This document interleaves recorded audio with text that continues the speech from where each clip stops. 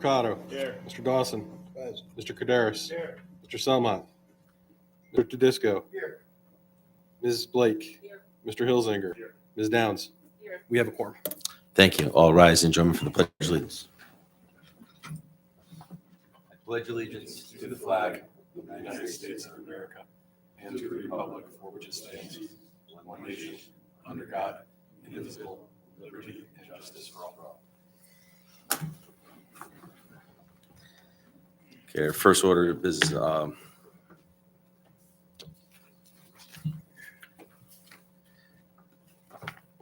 is a new application of JAD Partners LLC or J.R. Russo and Associates LLC. You have the call for it?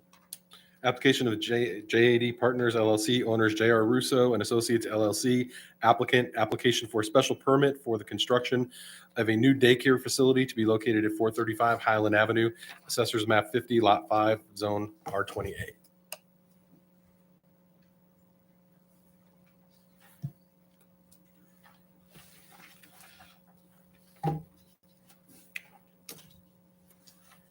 Mr. Chairman, where would you like me to put this forward so everyone can see?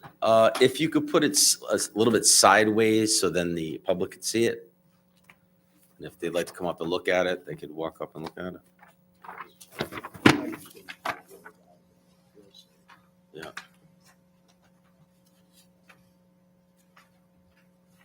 Okay, that's good. Is everybody okay with that?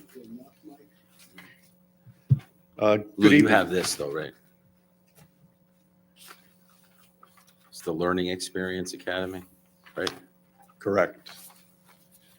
For the record, my name is Jay Ursary. I'm a principal and land surveyor with the firm of J.R. Russo and Associates. I do have a card. I'll get you one. Certainly. Our firm is located in East Windsor, Connecticut. We're here representing the development team, Eric and Greg Spungen, who are also here.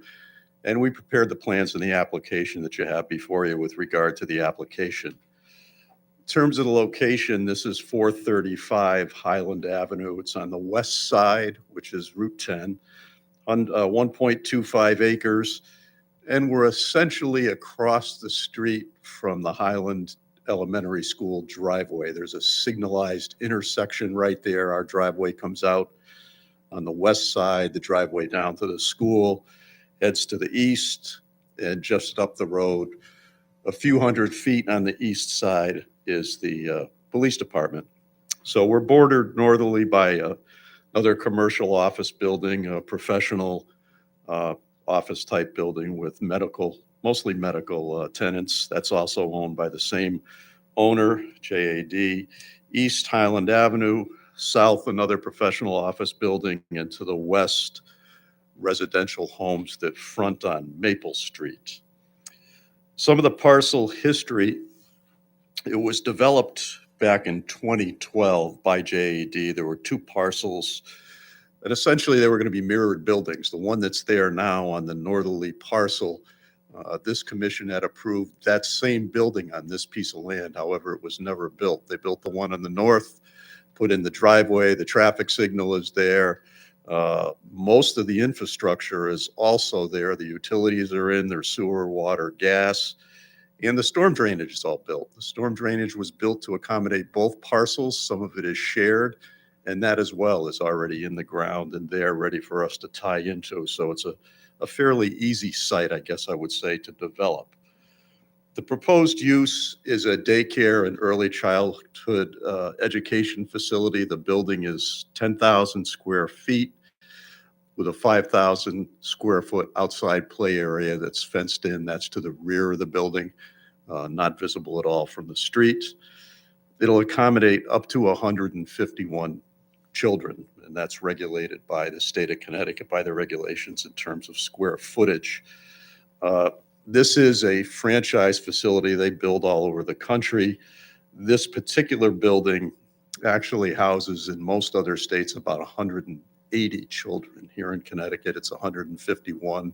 The regulations here are a little more stringent than what they are in many other states here in the US. As I said, sewer, water, gas, electric, all available.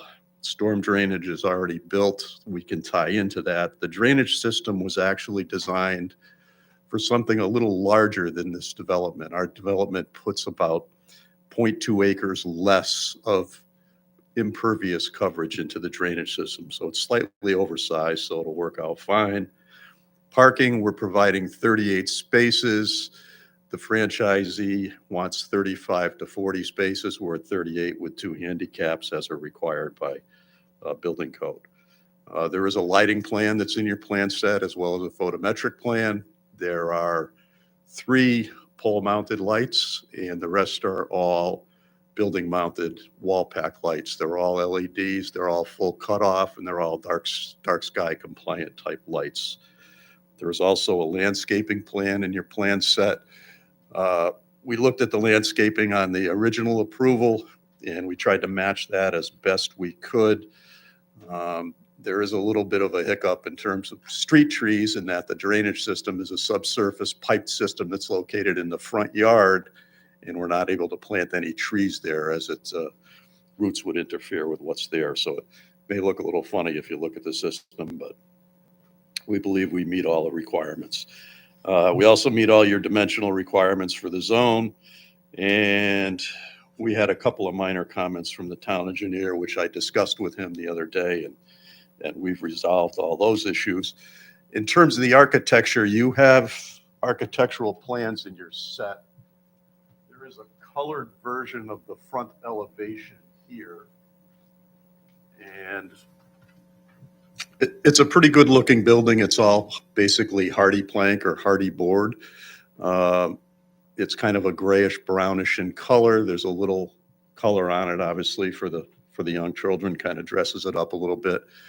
This same building was built by this development group. We did one in South Windsor. We did one in Enfield. We did one in Newington. We're working on some others. I think this will be the 4th one here in Connecticut, if I'm not mistaken, and some others to come down the road. So that's a basic overview of the plan and the application. If anybody has any questions, I'd be happy to answer them for you.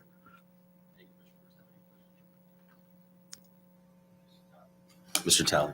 Okay, so is any of the I have a couple questions on parking. Yep. Is any of the parking going to be shared between the 2 buildings? As far as I know, no, there's no shared parking. All there is shared driveway access. So, you know, right now, when you go to the building, when you're driving in off of Highland, on the left side, there's a cutout, and there's 4 or 6 cars that park there. And then further up, there's another cutout, and more cars parked up there. And it doesn't seem like there's enough parking for that one building.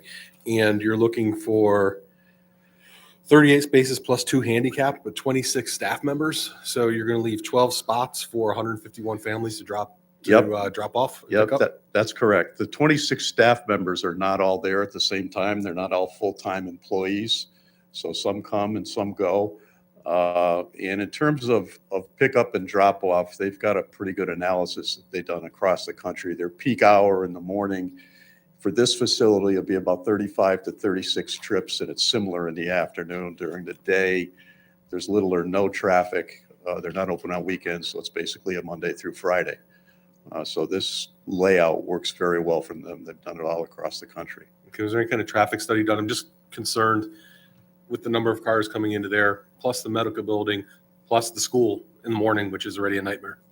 Yeah, and there's a traffic signal there. There's turning lanes coming out of this facility. There's right-hand turn straight through in a left lane.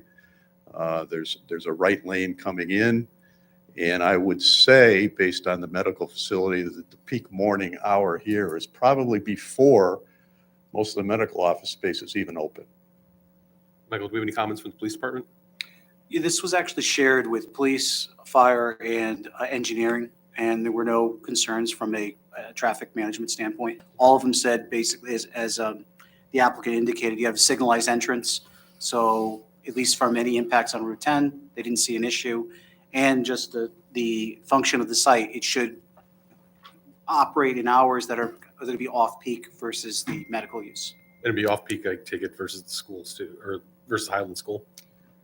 Yeah, the peak morning hour, I think, is between 7 and 8 a.m. Most of the kids get there pretty early. Moms and dads are dropping them off. They've got to get to work. So It's, Okay, which is before Highland opens, so that's good. yes. In the afternoon, what time typically pick them up around 5? I think the peak afternoon is like 4 to 5-ish. Okay. Out So to again, 5:30. after school lets out, so Yeah, that's good. and they close at 6. Okay, thank you. Mrs. Downs, and then I'll get you, Matt.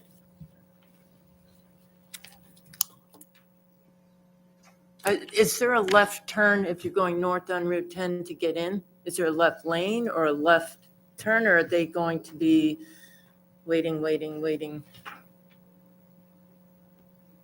So is it at the same, so if you're going down Route 10 going north, you go, take a right to get into Highland School, is that correct? That's correct. And there's a right signal for that? I'm not sure, actually, my kids didn't go to Highland. No, there, There's a signal to get. Into Highland, is there a left to go? Or There's is a there signal to get into Highland on each side. So there's a right when you're going north, there's a left when you're going south. But if you're going north, can you go left can you go left into this into your facility? parking lot? Yes. So but will you have a signal? You mean an arrow? Yes, sorry, arrow. Yeah, no, I don't know the answer to that question. I'm sorry. No, there won't be an arrow. It's just the green lights. Yeah, Okay. they wouldn't be able to do that. That would be the state. The state would have to do I that. didn't know if there was one already there. I just Oh. don't, okay. So it could back up. Yeah, but I guess my thought would be that when it was approved back in 2012 and built, the use that was approved was essentially a mirror of the building that's there, which the intensity of that use in terms of traffic was substantially more than what this will generate. So this is going to generate less traffic. Thank you. You're welcome. Mr. Bowman. How high is that retaining wall in the back going to be approximately?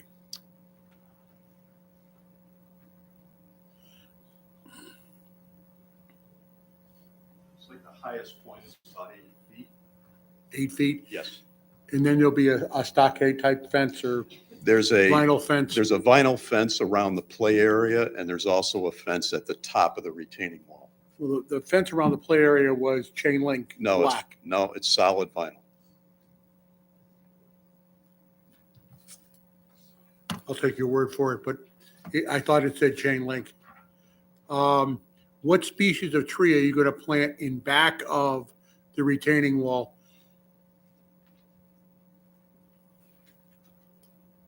I'm not trying to trick you.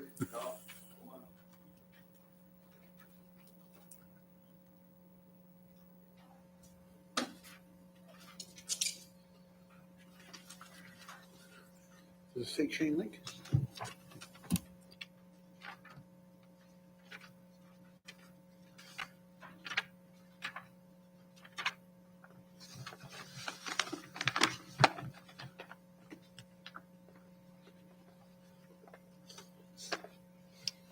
Okay, actually, there's no plantings behind the wall. There's a fence and then the wall. And then there's an existing vegetation line that's there. It's quite a ways to the residences that are located on Maple. I think the closest one's about 300 feet from the property line. There's a 6-foot, what he said, vinyl fence off the building, but in the middle between the infant toddler and the preschool, there's a 4-foot chain link fence, just in between. That's correct. That divides two of the play areas. Yeah, so they between can the see each younger other, kids but and they the just older can't get to kids. each other. Exactly. But the perimeter fence is a solid vinyl fence. So you're saying that that is a property tree line? You're saying that's a property tree line and not a proposed tree line? Correct. That's interesting. It could be taken either way, and I took it as a proposed tree line. So you're saying that you're just going to let the natural, The vegetation that's there along the property line will remain. Oh, hold on one second, Sorry. Casey. I got after him. right, the reason I'm asking that is because in back of that is, even though it's R28 like this is, so this is not a commercial zone, is residential with an allowed commercial use. I was just wondering if there'd be something you would want to plant more to cover that residential area.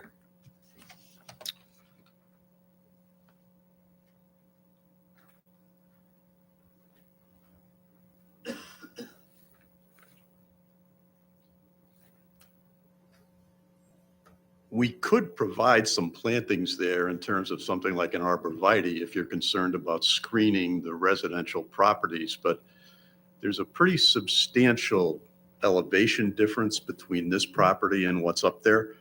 The houses are back quite a distance. The grades up at the property line are at 236. This building floor elevation is at 222.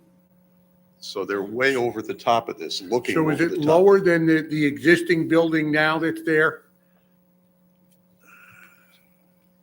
Yeah. it has- Okay, has to be. I'm gonna have a little confession here. I live in back of that, or actually in back to the left.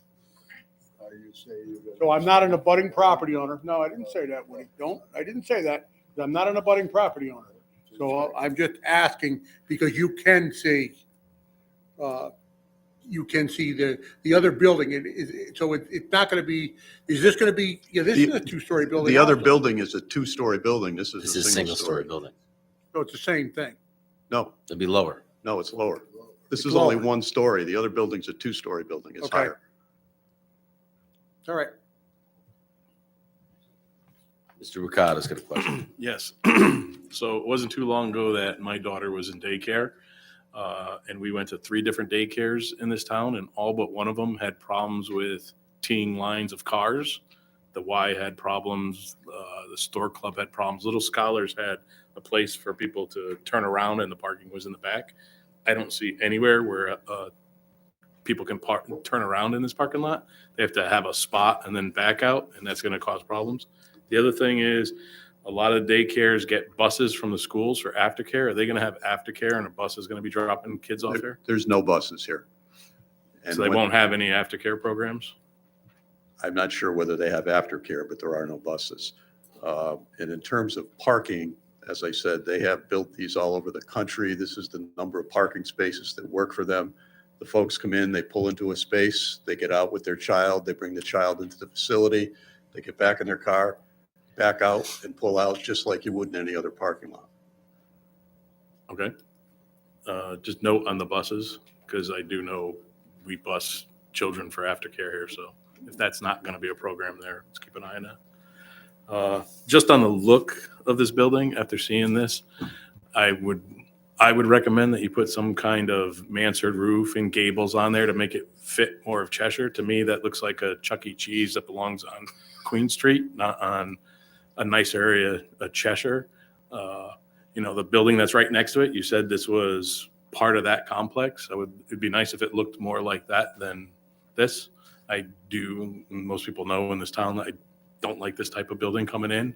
I'd like to keep the beautification of Cheshire going and have a look that fits in to the town a little better.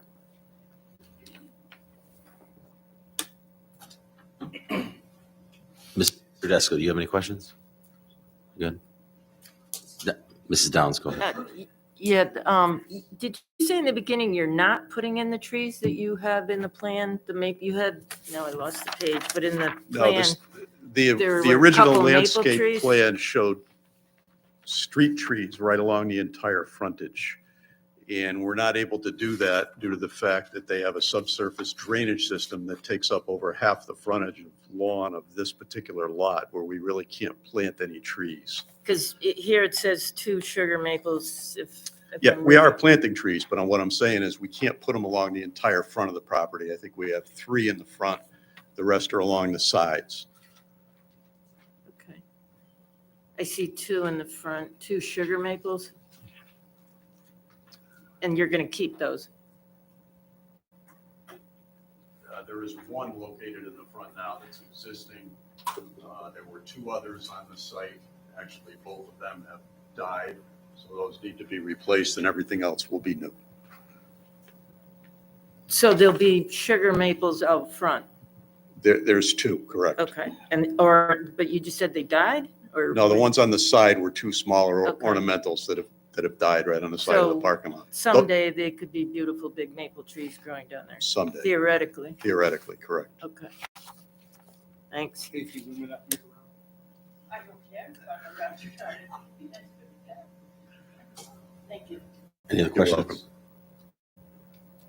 Go ahead, Mr. Bowman. Lighting. Yep. you had stated that this is not, there's not going to be aftercare, so there'll be no nighttime use there. You have a lighting plan. Is that something that can be shut down?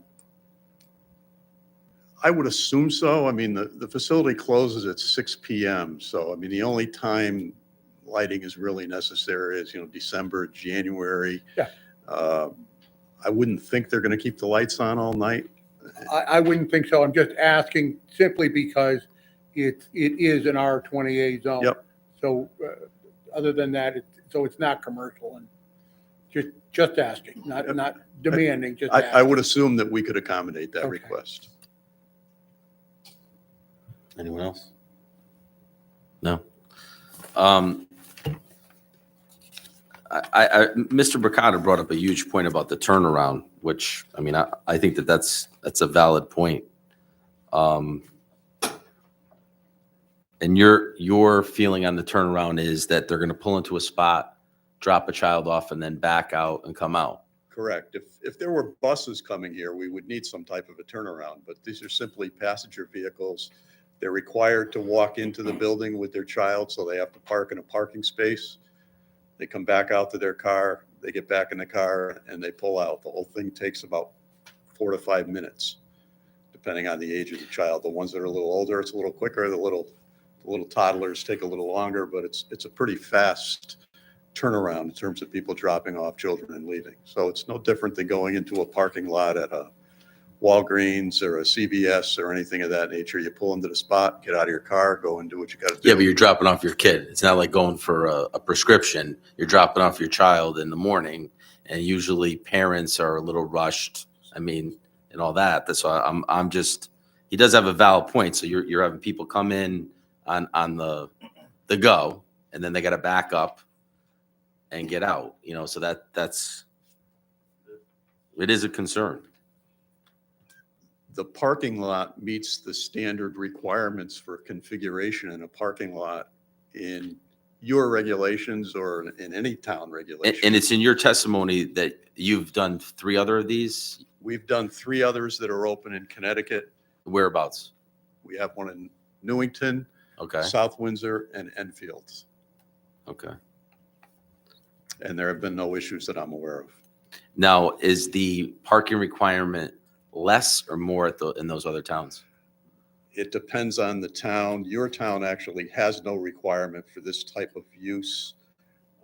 In Enfield, we met the requirement. I think Newington met the requirement. Was it more parking though than for this size? Because this is a standard building, you're saying that Correct. this is standard building that this company does. Correct. Is this parking the same as the other complexes?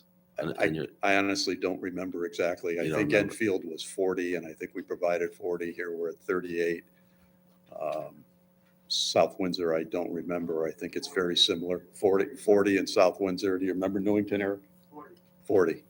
So Same. it's very similar. Yes, And you've had no issues. No. That's your testimony. Okay. correct. And then, Mr. Bricata has another question. I'll let him in. When I mentioned the look and feel of the building, you didn't respond. Are you going to look into doing that, or is it flat out, no, you're keeping it this way and won't entertain? That's making it look not better? something that I can really comment on. That's something that I would have to have the developer comment on. If there are some type of architectural requirements within your regulations, certainly we would look at those and try to do the best we can to meet that. I wasn't aware whether there's an architectural design review here in Cheshire or no. No, it's more my taste Yeah, and what I'd yeah, like Cheshire to be. I understand what he's asking for. Mr. Bowman wants a question. Oh, Casey, I'm sorry. Go. Do you have a photo of any of the other places? Like a color photo, what they look like, the colors, the Well, the color- typical? These are the colors that are on this board. If you'd like this. Would you like me to bring it up? Yes, please bring it up and let us pass it down. So it's basically the same color of the other building. Similar.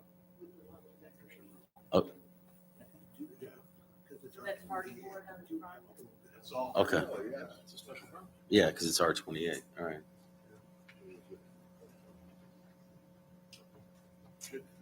We'll look at it close before we, well, I see something I don't like already. Okay.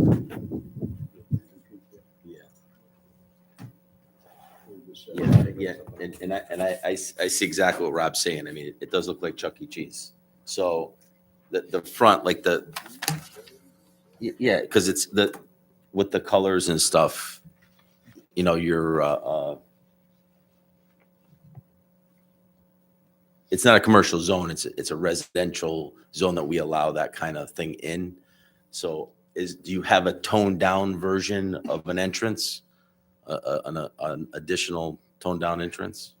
Not that I'm aware of, but I guess it's something we could investigate if there's a concern by the. I could see an issue with that, Rob, right? Yeah, because I mean, yeah. You agree? Yeah, I do. And we do have a little bit of authority. There is no overview for commercial, but in an R20 zone, I believe our It's a regulation special permit. calls for something more looking like a house. Mhm. And we are kind of lenient with that, but we do have a little bit of ability to say what we want the facade to look like. It does face Route 10. It does face the school. Yeah, I mean, You know, it's not, like I said, we do have, we will work with you, but like I said, a toned down version is probably something Okay, that so more. something with it's maybe, Could I just And a facade, it doesn't have to be, you know, like we did in the gas station, right? Mansard, just a little Yeah. gable sticking out, So gable just- the middle, gable the ends. The multicolors that it looks like south of the It- border, you know, I'm that's- talking, you it's know, the not. colors is your biggest concern, I think I'm hearing. if they The were- colors and the shape, like, Yeah. you know, fake gables on the ends in the middle, you know, on the mansard with a couple little dormers sticking out, that makes a huge difference. I mean, look at the building next door that you guys. No, do. it's this, we want something, another option here, another option. So I guess we can work with the architect and see what we can come up with. Yes. You know, get another elevation for the front of the building. I don't think there are any colors on the sides or any of the other elevations. It's strictly the front, so we can. see No, it's just the entryway. I The mean, entryway. you know, it's, we realize you have a brand, okay? But the thing is that this is in a very nice part of town. It's Yeah, right no, on I Route understand. 10. You're And it's a looking residential area. something more of the village look than. Yes. uh, Now you're going. No, I get it. I now we're- understand. Mr. Bowman has. a question. We're not picking on you. No, I You understand. know, we like this, and I've lived in New England my whole we life. I know but we what you're went through talking this about. with Chase Bank too, so we roughed them Yeah, up we- as we much as want we're this. roughing you up. We like this and need this. Yeah, It's just- But No, it's just that, like I said, just, I get it. I think I know. you know, no blinking lights. It's like the CVS in Glastonbury versus the one in Enfield. They don't look the same. And they have No. options. So Yes. Maybe they do. We'll look into it. See what we can come up with. Okay, thank you. You're welcome. Any other questions, board members? Anyone from the public wishing to ask any questions about this application? Anyone from the public? Okay, because of that, do we need to leave it open, or can we do a stipulation that they're going to bring back? I would say they probably have to leave it open, no? So you got one or two options. One is leave it open. Mhm. Two would be you can condition it, but it leaves a lot of discretion to staff. I personally would prefer that you approve a plan that you agree to, Yes. rather than letting Mike do that, and then you're gonna say, Yeah. Mike, what is that? That's not what we talked about, and then, Yeah. unless you're okay with that. But it sounds like, so, let's just want to clarify for the record, roof I know, line we're- and color blocks. but we're hanging them up for a month because we're on Yeah, but you vacation. really don't have to do that. He's testifying he's willing to do it for you. It's on record. Tell him what you like, and I think we can make his life easier. We have no and our opposition from life public. It's basically It's us. simple. And I think that, you know, as far as the other plan, we're okay. It's just the entryway is what we have the issue with. And I think that, I don't know, I don't really know if that's structure. I mean, the entryway, I agree. I mean, the structure, but it's the same design as the other building. It's not. It's not. No? The other one's got gables and dormers? So could I just, if Yes. the commission wants to close the hearing, because you take, here's a suggested language for a motion. Applicant is to revise architectural plans, submit to town planner for approval. Changes are to Yeah. incorporate, change to A, the roof line, similar to the building to the north, Yes. and remove multicolor blocks from the entryway. And then the sign, the multi-car. To actually have the sign also, we should probably say that in the record, the freestanding sign that's in your package has more than 3 colors in it. Your regs limit to 3 colors max. The Okay. applicant's aware of it. They're going to revise it. What So- color is the elephant? That's what I want to know. It's gray. So I actually included that as another conditional, that they revise that freestanding sign limited to 3 colors. Okay. I think then that's fair. That's our test, you agree? I agree. Okay. All right, I'm going to close the public hearing. Thank you very much. Thank you. Okay, let's go forward. What was that? No, we got, no, I'm not, because we'll just stick it. Yep. We just saved him a month. He could wait. Okay, Well, that's important. let's go on. We're 2, 3, and 4. Are you gonna read them? Are you still on vacation? Let's go. I was thinking about it. Thank you. Application for a cluster subdivision on behalf of Lovely Development, Inc., applicant Lauren and Earl Kurtz. Owner, application is for a 20-lot cluster subdivision at the properties located at 648 Wallingford Road and 64-14 Talmadge Road. Assessor map 66, lot 13 and 14, zone R40. Applicant is requesting a waiver pursuant to section 6.10.01 of the subdivision regulations with respect to sidewalks on eastern side of the proposed cul-de-sac.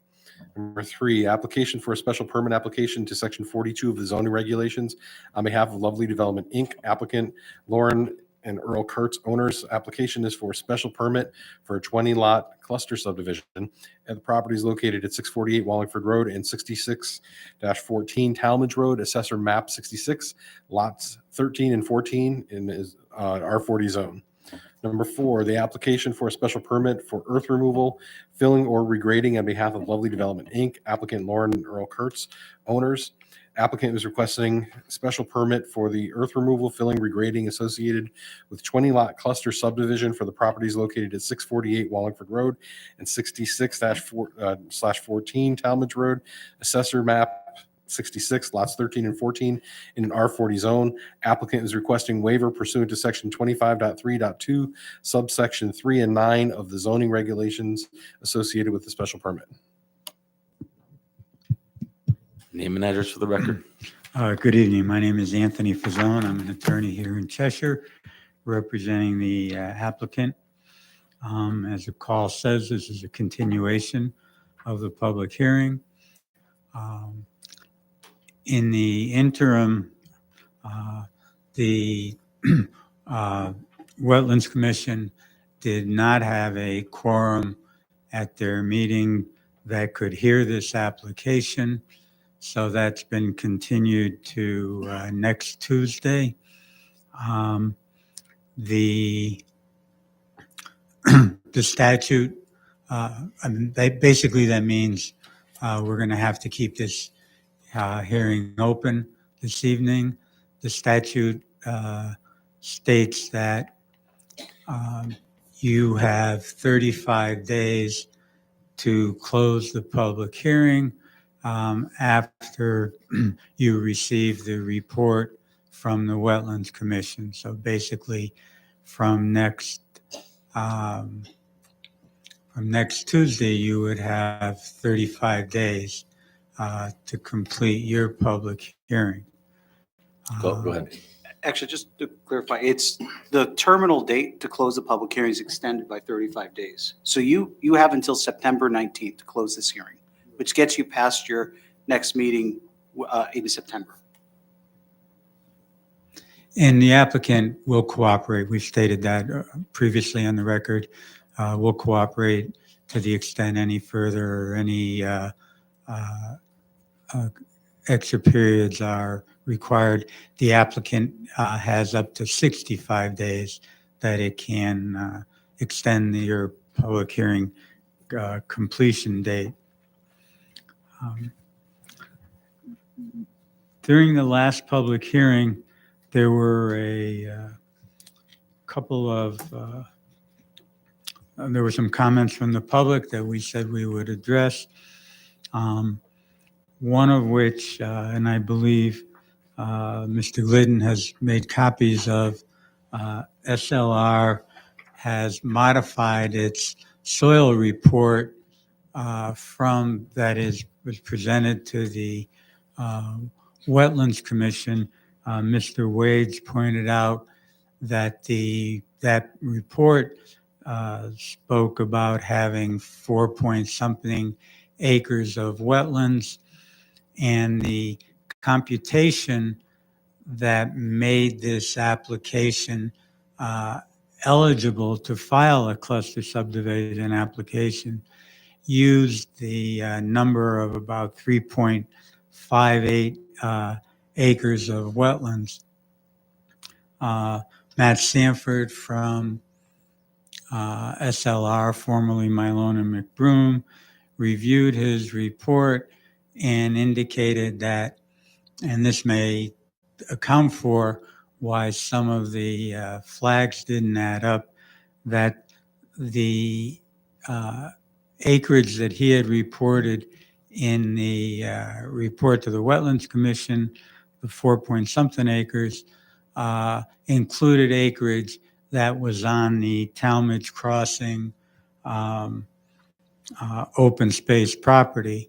And he has changed his report to show that on the combined properties that are the subject of this application, the acreage is 3.5 acres of wetlands, and that's consistent with the computation, excuse me, that was done by Cratchit and Jones to determine that the property is eligible to be considered for a cluster subdivision.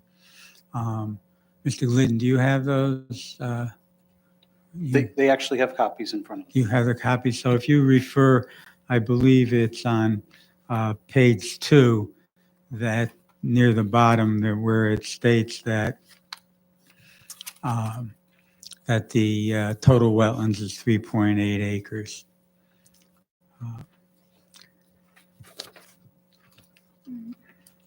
One of the requirements of the cluster subdivision regulation found in section 42.2.4 is requires the formation of a homeowners association to be formed. We did previously state we will form a homeowners association. I have an exhibit which is a form of the homeowners association declaration, which requires all homeowners within the subdivision to be and remain members of the homeowners association. And the homeowners association is to maintain the stormwater drainage basin and will own and monitor the wetlands. And I have a copy of that for each of the commission members. I think there should be 12 there.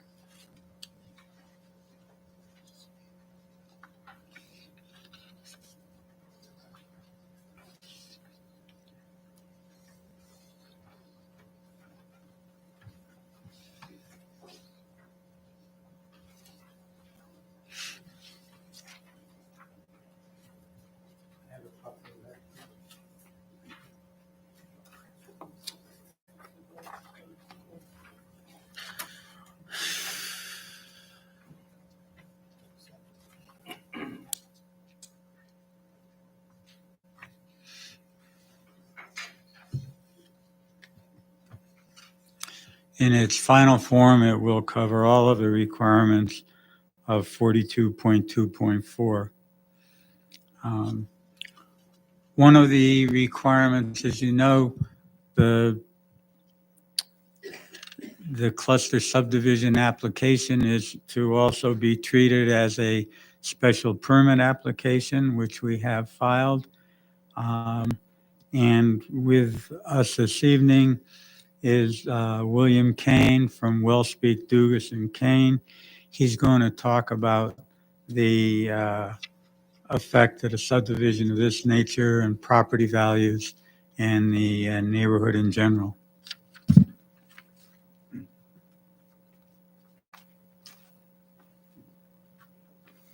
For the record, my name is William Kane, Kane, with the firm Wellspeak, Dugas and Kane at 55 Realty Drive in Cheshire, Connecticut.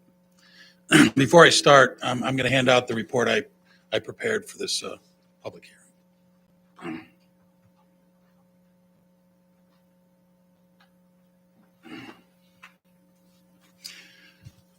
Essentially, from the last proposal to this proposal, of course, there's no age restrictions on these houses. They're single-family homes on subdivisions. The lots are probably within a half an acre to less than an acre. So essentially, to see if there's demand at this price point in these type of homes, we studied the sales of single-family homes using MLS to find out if these size homes, which will be between, I think it's 2,700 square feet and 3,400 square feet, priced between about $700,000 to $925,000, if there is demand for that type of housing. So essentially, we reviewed all the sales that took place in the prior year to find out if there's demand within this price point for these size houses. And essentially, the development kind of falls within the wheelhouse of new construction in Cheshire. Not only there was out of the 332 sales that were in Cheshire last year, about 33 of them fell within the price point of the subject. Of those, about 70% were new construction. Some of the homes that were resales actually also fell within the same price point that were not new construction. So, I think the price point is definitely well established in Cheshire as being marketable. We also looked at some of the new listings. And again, for the new construction in Cheshire, the price point and the size of the home, style of the homes, all falls within a reasonable range of what's being offered right now in the town of Cheshire. As far as, just to kind of summarize, as far as the impact on surrounding property values, we kind of looked at the assessments of homes in the neighborhood as compared to the prices here. And obviously, with new construction at these average prices, it's going to be well in excess of the average home value in the subject neighborhood. So we don't see any reason why there would be any adverse impact on any of the property values surrounding the property. So that's kind of the culmination of what we did for the assignment. If there's any questions. So I guess what Mr. you're saying is you're Dawson. gonna overbuild the value of the neighborhood? Yeah, this will not reduce the values, general property values in the neighborhood, because most of the homes in the neighborhood are older and most of them are smaller dwellings. And we can't go valuing all the homes in the neighborhood, but if you just look at a review of the assessments of those properties, this price point is going to be well above the typical average sales price of a home within the neighborhood. Okay, thank you. Any other commission members have any questions? Mr. Oh. No. Not for that, okay. Yes. Okay. Just to let you know, he asked me to, my credentials are in the report, but I've been appraising commercial real estate, which includes subdivisions, apartments, for the better part of 40 years. And I've been in Cheshire for all of those 40 years. So I'm kind of familiar with the quality and the type of housing in Cheshire. Mr. Mercado has a question. So just getting this, I haven't had time to read through it, but do you have any comparison to the original plan of the 55 and older development? I didn't do any comparison. I did do a report for that development, but obviously there was a lot more involved in trying to show the demand for 55 and older housing of that type in Cheshire. In this case, there's no such restriction. It's just a straight market-based subdivision. So basically, the only thing you could do is to look at and say, you know, are these types of homes selling in Cheshire? And essentially, what our study shows is that it's right in the wheelhouse of what's being built and the price point that it's being sold at. So it's And how many of these houses are on the market now that are being built compared to adding more? I don't know exactly the number that are on the market right now. I looked at active listings through Berkshire Hathaway to see, you know, some of the listings that they have noted. How do those fall within the range of this price point? And most of the new housing is right within this price point. So this is kind of like the wheelhouse of Cheshire. There's obviously some sales in the $1 million range in Cheshire, but not many. Most of the existing stock of homes in Cheshire sells just below this price point. But like I said before, 30% of the homes within this price point were actually existing homes. And that could be influenced by maybe a larger lot or something like that, or the specifics of the neighborhoods. But essentially, this really falls within the wheelhouse of the most saleable properties in Cheshire. Thank you. Ms. Downs. So you did the report for the original 55 and older, Yes, and you felt there was a need, and your statistics showed that there was a need for that kind of housing? yes, that report did, yes. And are you saying there's a need in Cheshire for $700,000 to $900,000 homes? Well, it's once you back out the age restriction, then you just basically look to say, are these types of homes marketable in Cheshire? Is it something that's in demand in Cheshire? Right, I'm asking, is there a need? Well, the market shows that it's a very active Okay. area But you're of this asking type of for homes. variances and rule changes and things, so is there a need for that? There is When a- you were looking at the 55 and older, you're looking at the market, or you're saying that the town needs this housing for people 55 and older. It's different, what you're coming at now is a little different, so I'm saying if there isn't a need, you're still asking for In the different original, things. if I could clarify, in the original report, we were asked to estimate if there's demand for 55 and older, not need. Is there a demand for it in Cheshire? And we concluded that there was. Okay. In this case, it's not really the need. It's if this is kind of like the main price point and size and type of homes that are being sold in Cheshire, then this falls within that. I mean, it falls right in squarely in the middle of that. So there is demand for that type of housing as exhibited by the number of sales in that price point for new construction. Okay, when I sat through the hearings a year ago, it seemed like it was a need. We needed the housing for the 55 and older, but that's all I'm saying. It seems different. It is different because there's no Okay. age restriction on this development at all. So, All right, thank you. okay. I- So, Mr. Kane, so you're saying that right now in Cheshire, a substantial number of homes are being sold for between $700,000 and $900,000? That's a common sale price right now in Cheshire? Well, as I said, there was a little over 330 sales last year. Of those, about 10% were in this price point. Now, if you look at those sales, 10%, I mean, obviously there's 30,000 or so odd homes in Cheshire. There's probably 15, 16,000 homes in Cheshire. So most of the homes that are sold are older homes. They sell below this price point. So essentially what we're looking at is in that price point, how many sales are there? There were 33 sales in that price point the prior year. And of those 33, 70% of them were new construction. So you find the new construction obviously sells for a higher price point than the existing stock of homes, which is generally older homes. It also falls directly within the range of the size of the homes that are being proposed as well. So it's not like all homes in Cheshire sell for the average of between 700 and 900, but the new construction homes do. The vast majority of them do. And these homes are about 3,000 square feet, did I read that correctly? It's about 27 to 3,400 square feet is what's being And proposed. the four-bedroom homes? 4-bedroom homes, yes.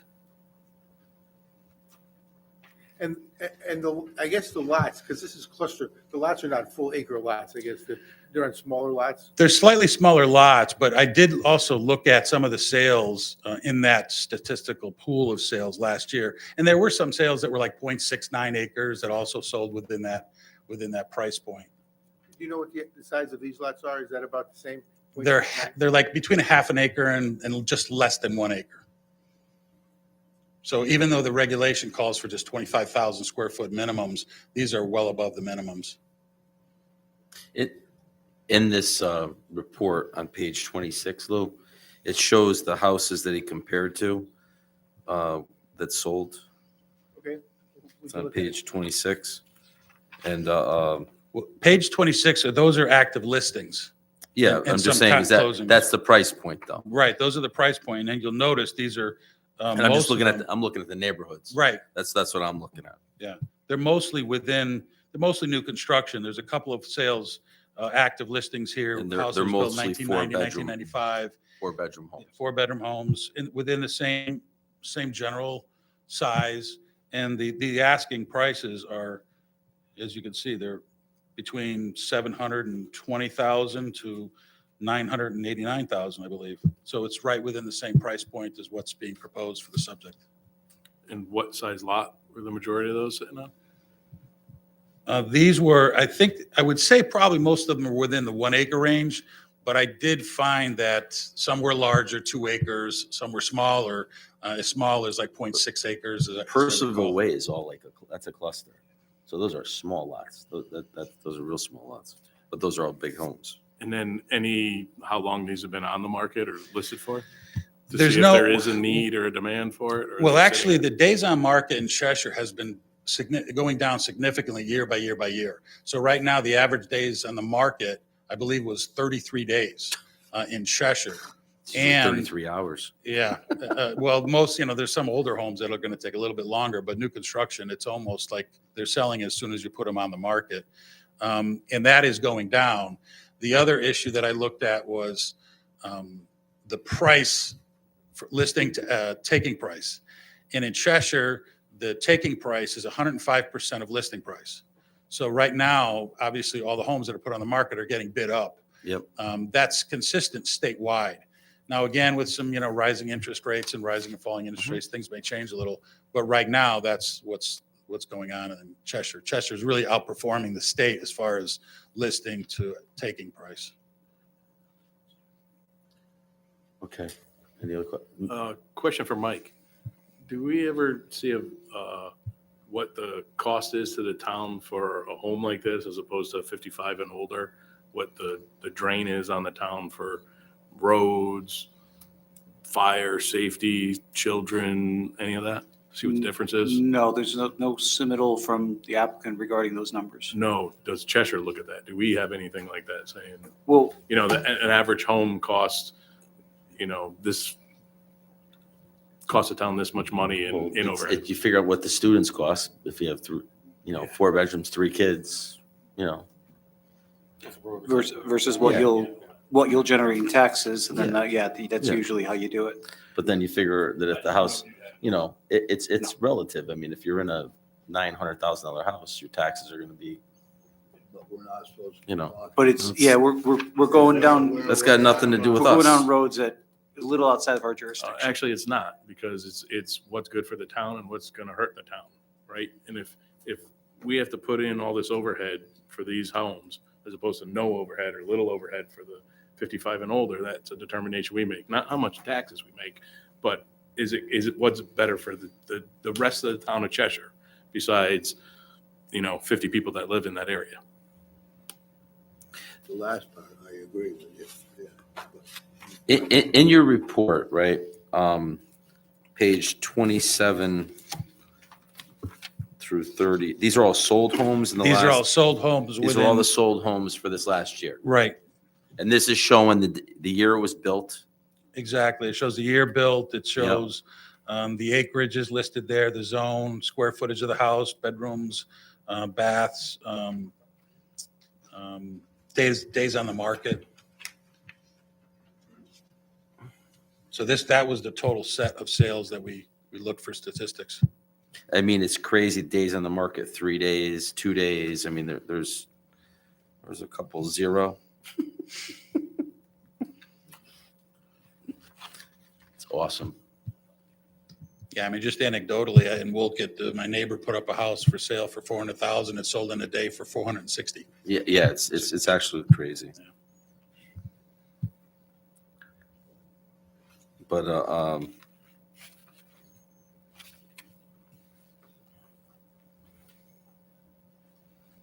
this is every house that sold last year. In MLS, if something sold outside For of MLS. 21, for the year 2021? This is is for this- year 2021. Okay.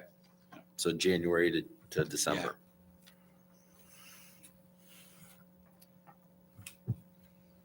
Any other questions from? It's a pretty amazing report. I like it.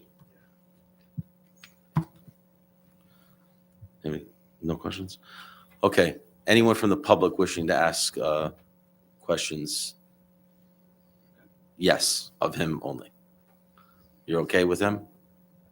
Do you want to ask questions? Yes. Okay, come on up and you can ask a few questions for him.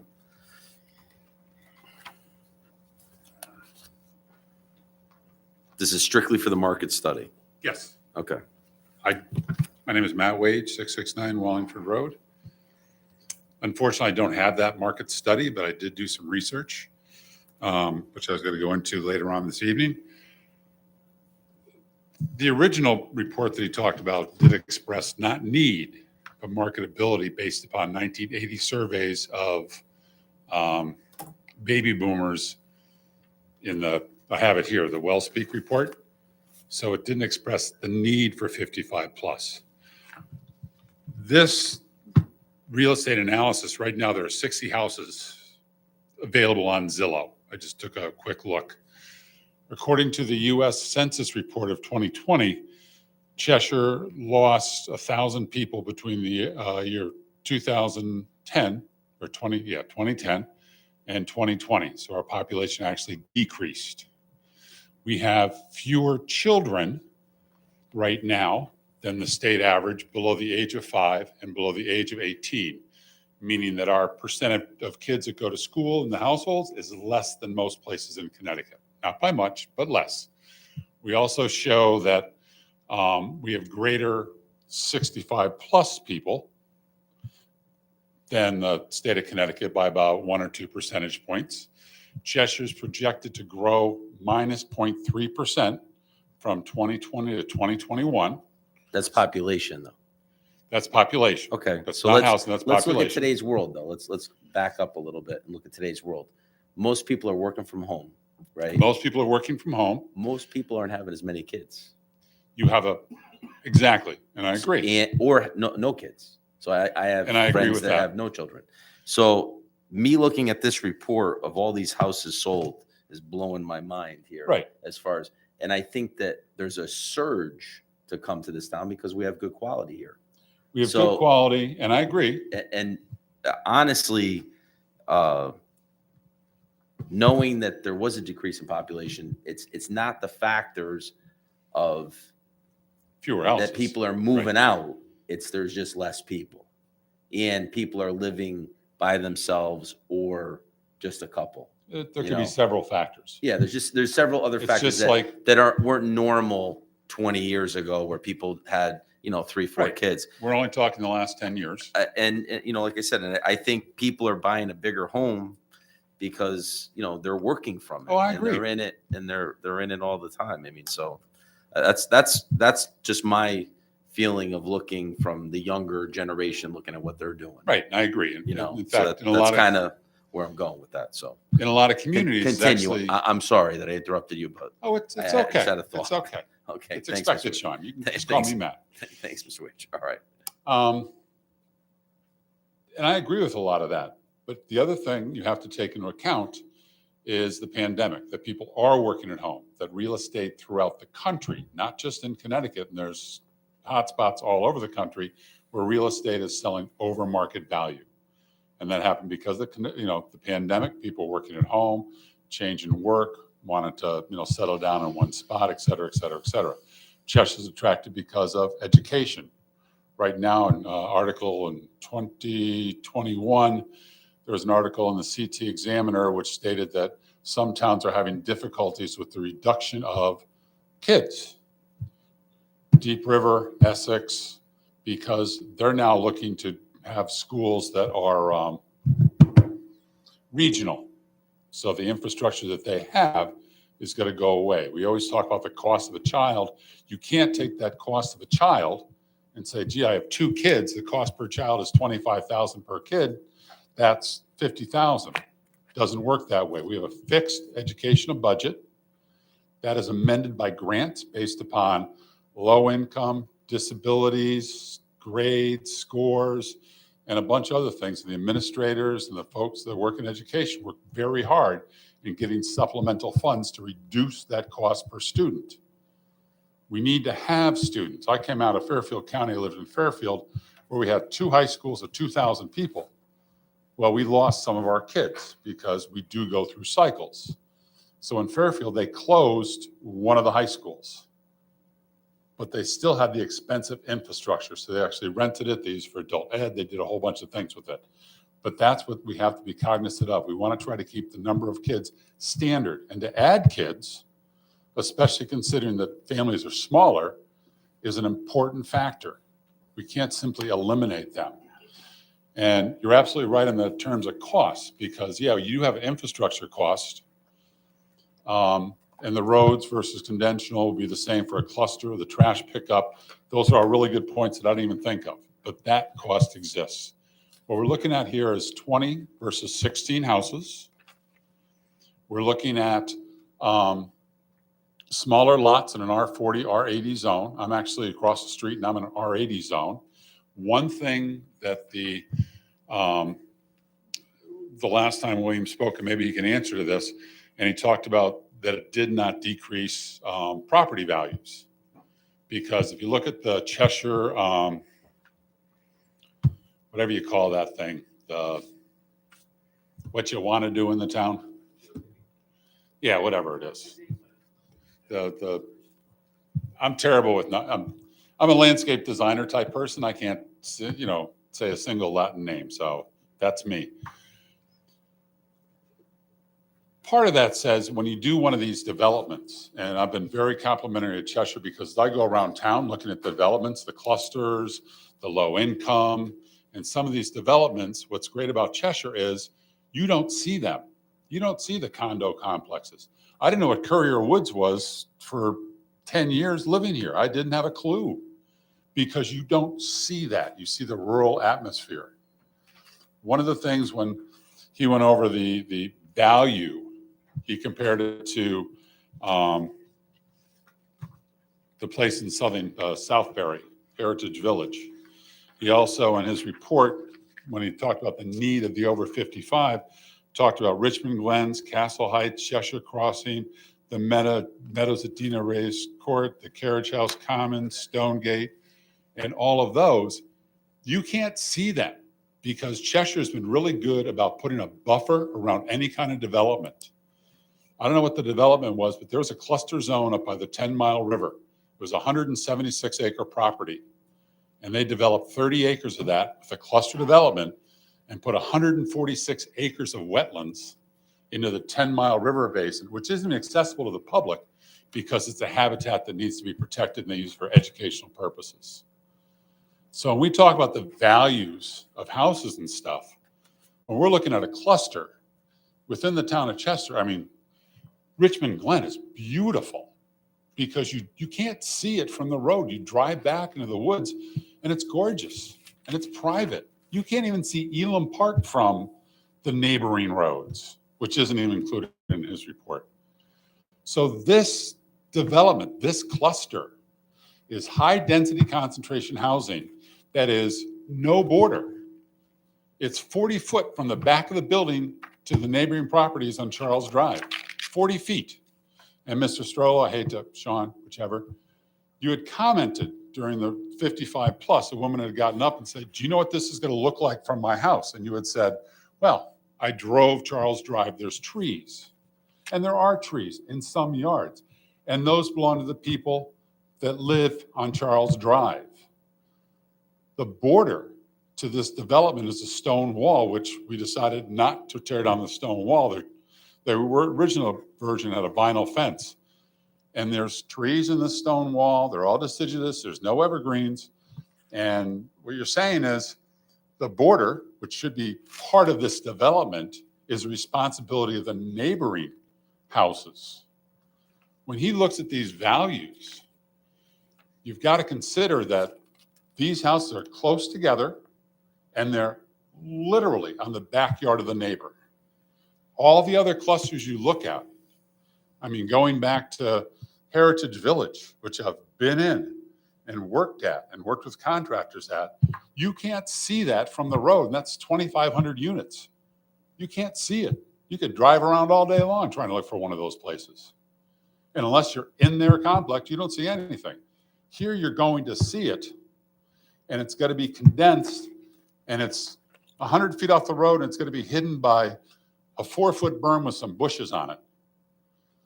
Mr. Bowman was concerned because of the previous guy that he's going to be able to see the roof line from his house. These people that live there are going to see a conglomeration of houses that are densely packed, and that will affect the property value.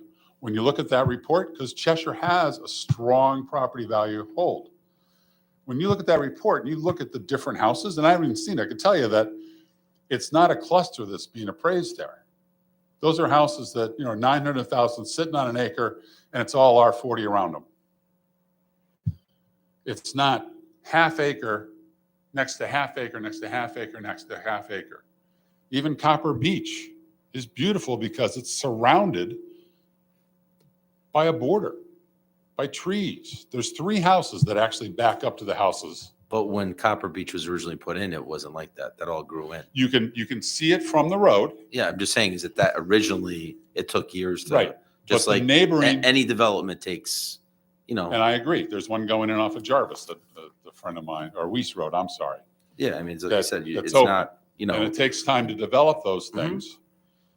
Pine's not a good choice, but that's besides the point. But when you look at Copper Beach, because it's the circle that's a bow, when you look from the road, yeah, you can see houses. But the neighbors that live next to that, there's 3 houses that can actually see the houses of Copper Beach. You have a question? Go ahead. Yeah, this is for Mike. Am I wrong in thinking that the reason the cluster is asked is to put the 4 houses on Talmadge, that if you didn't do that, they could still put in this cul-de-sac without a cluster development and without a special permit? So they can do exactly what they have now behind those houses, I think. At 1 acre. I have a, So actually, to clarify the statement, yes, they would apply for a subdivision, conventional subdivision for 16 lots on a road. We won't even get to whether it's public or private yet. It would trigger an application to this commission for a subdivision along with application to the Wetlands Commission because it would most likely require a wetlands permit. It would be a subdivision, so therefore it would be an administrative process where they would demonstrate compliance to subdivision regulations. No public hearing would be required. Right. So it's an as-of-right process that they are allowed To do 16 lots. to do 16 lots on a cul-de-sac. correct. Well, 16, Oh, hold on. Just for clarity on that though, minimum acreage is 1 acre, correct? correct. Correct. So there's, Well, but we're talking an average of 0.64 acres here for these 16. So the lots will be a little bit bigger. Quarter acre. Michael, without the 4 lots on Talmadge Road, you couldn't have a cluster. The cluster regulations, doesn't it require 20 houses? So without those 4, you couldn't take these 16 houses, for example, and put them in a cluster under our present regulation. Well, I don't know if you have the present regulation to begin with, because 90% have to be served by that cul-de-sac. 10% can be off that road, providing that they're utilizing a loop driveway and they don't connect to a connecting or through street. Talmadge Road is a through street, I believe. no, it's a local road. Talmadge Road is a local That is road classified as a local road. connecting 68. That's, And- it's classified as a local road by Connecticut DOT. Wow, I think the prior. So hearing do you have was- any questions for Well- Mr. Kane? The question would be, when he reviewed these properties and the property values. Yep. Taking into account the amount of property and what surrounds it. In other words, A $900,000 house sitting on an acre in an acre zone is a lot different than a $900,000 house sitting in a half acre zone. Basically, is what you're going to be doing. So here's an Ashley Court, Okay. an Ashley Court, which is close, right? A Colonial. Mr. Chairman, maybe we have Mr. Kane answer that Oh, question. okay, go ahead. Yes, Mr. and King. then this will remain open, so I have a chance to actually review everything as well. But that's just my gut feeling on it, is that it's, Well, I mean, I'm on page 20, where's Mr. Kane? Come on up. he's right here. On page 27, the property that I'm looking at right here is 668 Ashley Court. Correct, and that sold for $955,000, and it's on 0.77 acres in an R40 zone. So there are examples. That's a perfect example Right, of and that's a- above the price point that's being proposed. Yeah, that's, like I said, so that I saw that, and that really, huh? The other issue too. that Yeah, and was sold brought in up- one day. Right, and the other issue that's brought up is the Heritage Village is not a cluster subdivision. Any of those No, other but it's- projects that I analyzed in the other Yep. report, they're not cluster subdivisions. This is just a cluster subdivision. I was on planning. We and got a little zoning off in track, Woolkit but I for mean, many years. That's a And- good comparison Yeah, right there. And most of the cluster subdivisions, and I was on planning and zoning in Woolkit, we allowed them because, number one, it cuts down the cost of services. Instead of the town servicing a much longer road, it cuts down the size of the road, so the town doesn't have to Will plow. you read Beechwood too, please? Um, 35 Beechwood is a little bit farther down, same thing, Yeah, 35 Beechwood, that sold at 775. at It's a 2019 Colonial, 2019, 0.7 acres in an R20 zone, in 3 days. 2,600 square foot house. That sold for more than he's proposing for the smallest house in the neighborhood, at 706. So it's likely that when these houses come out, they probably will. It's an be priced- impressive report. I mean, Yeah. it really is. I really, thank you. Let me just make a comment, like Ashley Court. Before, when I commented on Mr. Bowman Mhm. with the Meadowbrook and the Swarthmore, Strathmore, whatever, those subdivisions where they have that large percentage of open space between them all, off of Wallingford Road, Meadowbrook, they have the little park that goes through and everything else. Do you know what I'm Chairman. talking? Yes. Yeah, I know exactly what you're talking Yeah, about because Because I Ashley did Ashley Court, Court too. Ashley Court is one of the All those- subdivisions that all those goes, we- All those all the wetlands common back there. areas back up to one another. Right, and they have a hiking trail back there, a little bridge Yep. and everything else. It's beautiful. Ashley Court is just what I'm talking about. It's a subdivision, it's a cluster subdivision in an R40 zone that's, it could be 20 houses, it could be, I don't know how many houses it is. You can't see it from the road. You can see maybe one or two of them, and you go back and it's a little cul-de-sac and it's surrounded by the woods. It's a beautiful place to live. But again, when he first built it, it wasn't like that. It was open. It was built, no, it wasn't, it was, I mean, the woods didn't The come up. problem is it wasn't because it was still part of Platt. Platt actually owned half of the property, yeah. which is, this is part of Platt's farm. Right. But this, the part that you're talking about now is the agrarian part of Cheshire. Right. It's the agriculture. Right. It's, so that was kept mowed. It wasn't allowed to go fallow. And that's why to this day, it's still open and you will see those. Right. But it's no different than the backyards of Charles or Sir Walter Drive. Because Well- we have the same setbacks in an R40 as we do in a cluster. So the backyards could be the same, Could be, could be. but your front yard's Absolutely. different. It's a Could half be. acre. Uh, Your so dimension the is smaller. setbacks are all the same. They can't be. Mr. Tedesco.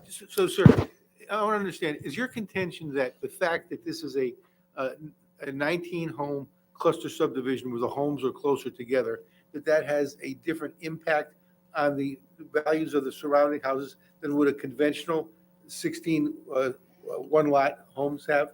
A conventional gives you more spacing. To go to the example of Charles and Sir Walter, when you buy in Charles and Sir Walter, if you're on Charles, you can look to the backyard of somebody in Sir Walter on one side. When you're on Sir Walter and you're looking down the hill, you're just looking at woods because that's whatever.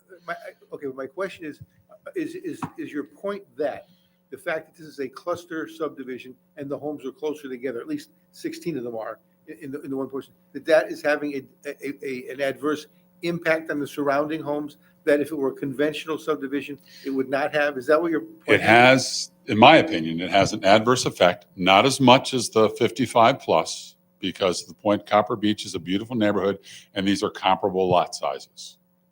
And it would be similar, in fact, to Charles, to Sir Walter, if you're in the middle of the two. Because you can see your neighbor's backyard and whatever. It's a little bit tighter, but they're all 1 acre. You're going to have one house behind you, not two. You know, and they did the 55 plus, you didn't have one house behind you, you had three, which was a lot different. This will be 1.5 or so. It's better. I don't think it's necessarily a better use of resources because the road length isn't going to change between the conventional subdivision and a cluster subdivision. That length is going to stay the same. There's going to be fewer houses to service by 4. And there's no sewer, so you don't have to worry about the sewer either with the conventional. I'll be back.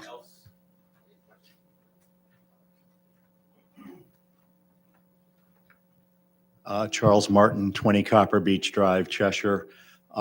Couple of things, Sean or Mr. Strollo, you're wrong about the foliage on Copper Beach. Most of that foliage was behind the homes. People have obviously planted trees along the way, but that development was made with the behind the homes. The trees were left. The developer at the time did a pretty good job leaving what he could, but a lot of those homes there was nothing on the property but the house itself. My parents were going to buy me a lot there, so I remember it, and I remember how it was stripped and everything else. So it's not in any development you have to strip it in order to do the foundations and everything else. So in any kind of development, you're going to have dirt being moved and whatever, and then eventually it's going to grow in because it's been there for a lot of years now. So then it looks like a beautiful neighborhood. It takes time for a neighborhood to grow. That's what I'm trying to say is that a neighborhood doesn't happen like that. Trees need to grow. Things need to fill out. Then it's a neighborhood. That's what happens. That's every neighborhood in Cheshire. It started somewhere. If you look at a map, I mean, I'm sure Mr. Shrum's got it in his closet of, in 1950, you look, it's a big blank space. There's nothing. And now there is something. So that's all I'm trying to say is that all neighborhoods need to grow. And that's what I'm trying to say. We might even agree on that point. Yeah. Maybe. You pointed out the house on Ashley Court. That one particular house is significantly larger than the rest of the neighborhood. It did sell. There's actually 2 in this market study on Ashley Court, which I was like shocked. And there's one that you're talking about, the Tudor. Yeah. That's not the same house. This is a colonial. Yeah. So I think you need to take that report that you're having with a grain of salt. Mr. Kane's report is obviously very impressive. I've not seen it, just listened to what you're talking about tonight. But I think he very adeptly missed something. The real estate market has turned. He didn't mention much about that. Take a look at all the articles in the newspapers, how real estate has turned because of the interest rates, particularly on a home that's $800,000-900,000. Take a look at the home on Talmadge that been on the market about 5-6 weeks for $750,000. There's no, not on Talmadge, on Tamarack. And then there's one on Talmadge that's been on the market for about the same period of time. They've already reduced the price by $30,000. So while Mr. Kane's report is impressive, I don't think it's current with the current market conditions. So I think you need to look at that as to where you are, where we're going, not where we've been, because his report is all about looking in the rearview mirror. And absolutely correct. Houses were flying off the market above real estate, above listing. $300,000 houses were going for 4, 6 for 7. It was crazy. That has changed. And Mr. Kane has avoided talking about that. But read the Wall Street Journal, read the New York Times, read even local papers around here. The market has changed based on interest rates. Thank you. That's all I have on that. I'll be back. All right, thanks, Mr. Martin. Anyone else have any questions about the market analysis? No? Okay. Come on up, Mr. Fazone. I think we're going down kind of the wrong road here. Mhm. I don't think it's that the issue before you is whether a cluster subdivision is better or worse than the age-restricted housing. This is an application for a cluster subdivision without regard to the age-restricted approval that was received before. You need to determine whether or not the application meets the requirements of the cluster subdivision regulation and of the special permit regulation, not whether or not it's better for Cheshire or worse for Cheshire than the age-restricted housing. Ms. Downs, we are asking for a variance on the sidewalk, and we are asking for waivers, a couple of waivers with respect to the grading on the site. I'm going to get to those two in a minute. I'd like to go on the record tonight. We are withdrawing the application for the variance on the sidewalks. And as the plans show, the applicant, if this application is approved, will put in the sidewalk on both sides of the street. Awesome. The issue with respect to regrading, we've all recognized that that regulation was intended for mining operations. And it has restrictions in there. For example, if you're going to be excavating and removing materials from a site and hauling them off the site, and you're going to be doing that within 50 feet of a property line, then you have to put up fences and that sort of thing. The other thing about the regulation is it says if you have 5 acres or more open, you cannot have 5 acres or more open at any one time. So if you're excavating and you've removed 5 acres worth of material from a site, you've got to restore that portion before you can move into the next 5 acres. We are asking for the regrading. And by the way, this is a neutral site. There will not be materials hauled off-site, nor will there be materials of any significance brought on-site. So the regrading, for example, that we need the waivers for is where you're going to be doing some regrading. You may not change the height, you may not change the depth, but to get out onto Wallingford Road, you've got to scratch out some material, put in the base for the road, and match the road. We can't do that without the waiver. So that occurs both for the sidewalks, both for the driveways on Talmadge Road and on Wallingford Road. Someone's going to have to excavate to match up the pavement and the driveways to those surfaces. There's an existing house on Wallingford Road. As you're facing the property, it would be to the right. To grade up properly to that, you're going to have to match it and come within 50 feet of their property. There's not going to be a lot of material hauled out. There's not going to be material brought in. So we need that waiver just to allow the equipment to go in there and do the grading. I think it's section 13.1 of the subdivision regulations says that in a cluster subdivision, you can have phases, but each phase must have at least 20 houses in the phase. So the applicant here, if you see fit to grant this application, to approve this application, the applicant's going to have to build the entire road all at once, all the grading and everything and excavation. May have a couple of houses, a model or two. So it's close but there may be 5 acres opened at one time. But as that happens, then it's going to be restored. As the houses are built, they'll be restored. So that's the reason that we need that waiver. They're not really significant. It's nothing major. It's a quirk to the regulation because it's really intended for a mining operation.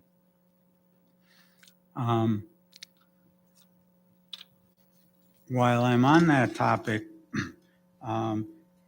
Andrew Quirk is the engineer. He's here tonight. I'd like to ask him a question if he would come up to the record. And I think he introduced himself at the beginning of the prior public hearing. And the provision which talks about the paragraph 9, the grading adjacent to properties, has a provision in it. And Mr. Quirk, in your opinion, will the grading adjacent to the properties or the grading adjacent to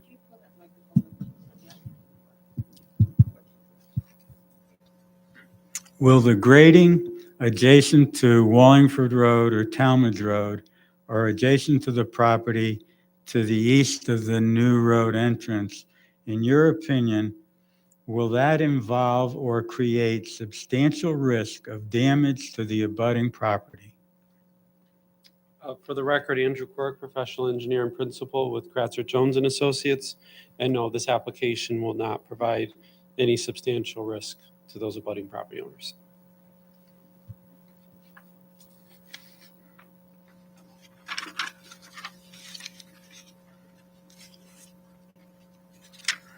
You wanna? Yes. Okay, I'm not quite done, but let me go through one thing.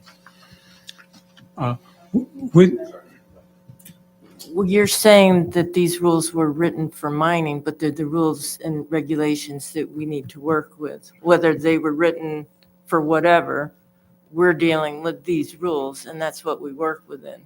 That's correct, exactly. And that's why the regulation was changed to allow you to waive. To allow us to waive, Right. but we don't have to waive. You do not have to Right. waive. I That's just want to make correct. that clear. No, you have. Thank you. Right. The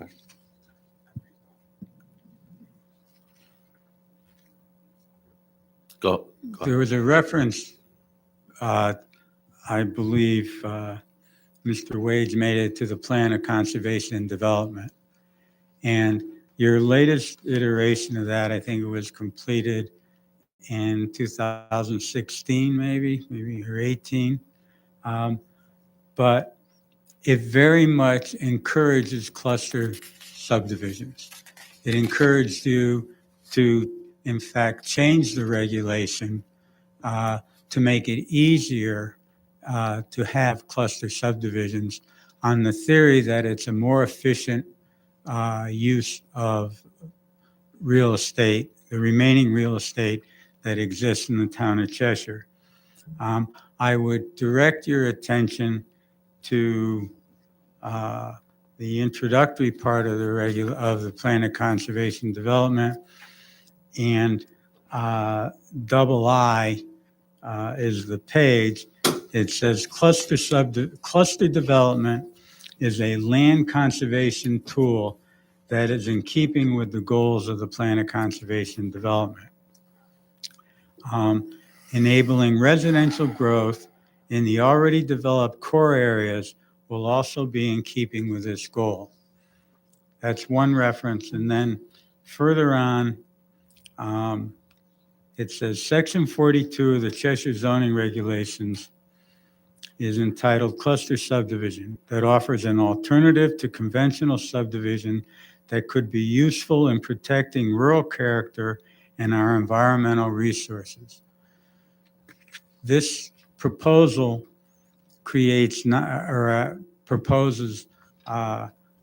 9 acres of open space versus 6 acres of open space that would be available if it were a conventional subdivision.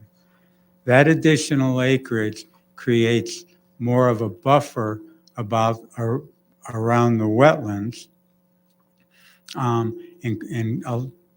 creates a situation where the homeowners association will have more of a buffer, and the homes will be further from the wetlands than would be available if it were a conventional subdivision.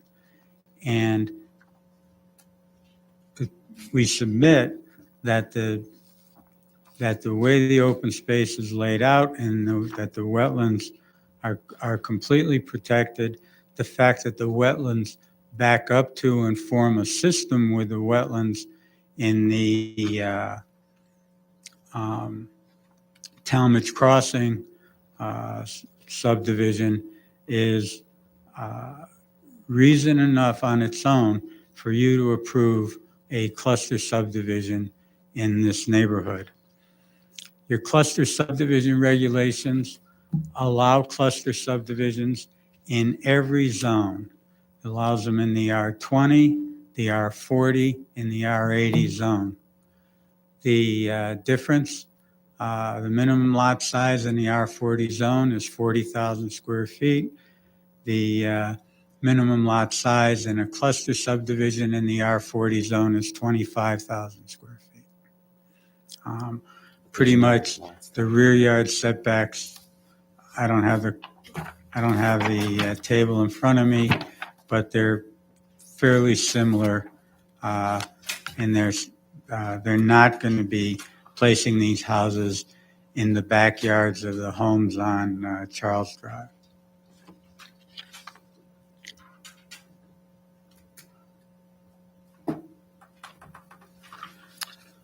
There were. Mr. Natale has a question for you quickly. I'm sorry, Mr. Just following up on that. So, sorry, Marilyn. If this was a conventional subdivision, you could fit 20 houses on 1 acre lots. There would just be. No. Okay. Could not, no. How many, with the buildable 16. acreage on here? We have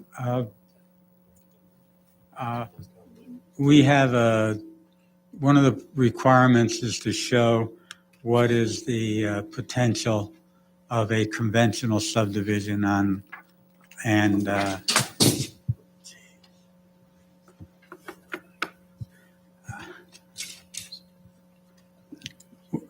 we have to show what a conventional subdivision would look like potentially.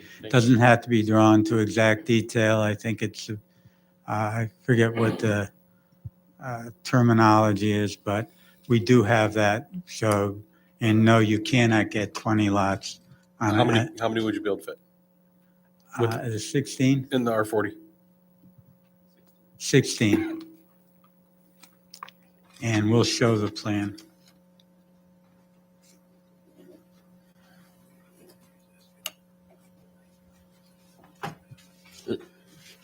Miss, could you just spin it a little bit so Lou could see it? Because he can't. He's not going to be able to see that. And I'm not making him move again. You can just hold it up once and we can get a view of what it is. All right, that's fine. Just give it a little more of a spin. Yeah, like that. Okay. You've seen that, right?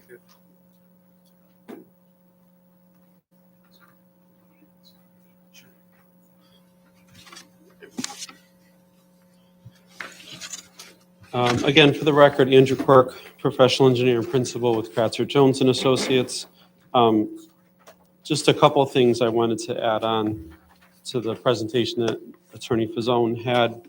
I'll start with Thank you. That's the cluster subdivision that's before you and the handouts that you're receiving there. That does show to meet the conventional subdivision requirements, it would be a This is a total conventional subdivision if- conventional. without the cluster. Would be a total of 16 lots with this particular layout, the way that we've done it in this feasibility is for 3 lots on Talmadge Road and 13 lots coming on a public road off of Wallingford Road. In this particular layout, the way that it's done, it does not preserve the existing house.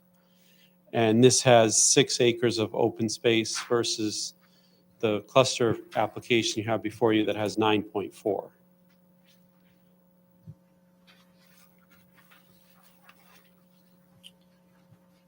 So that would give you the comparison between the two per the regulations and submitting here for the record, the conventional subdivision application. So you're saying the benefit for the town is a couple more acres of open space? Well, I think Attorney Fazzone touched on a couple of them, but it would be the additional open space, especially located along the wetland corridor, preserving the wetland corridor. This layout has a lot more intrusion into the upland review area. It does have impact in some of those areas. The stormwater management would impact further. It still would potentially have the sewer crossing, although there is the option to go with septic systems on the conventional layout.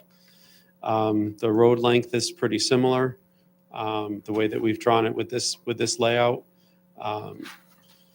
So preservation of those natural features, the wetland preservation, and the additional acreage would be benefits of the cluster subdivision in comparison. Yes,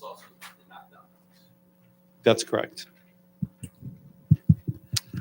The other theory of the cluster subdivision is that those other 4 houses that are gained on this piece of property, I think the Plan of Conservation Development, the concept of cluster subdivision says they're going to be built somewhere else. And that'll take up other acreage somewhere else. So that is a benefit to the town of Cheshire. Otherwise, there's absolutely no benefit to having a cluster subdivision regulation.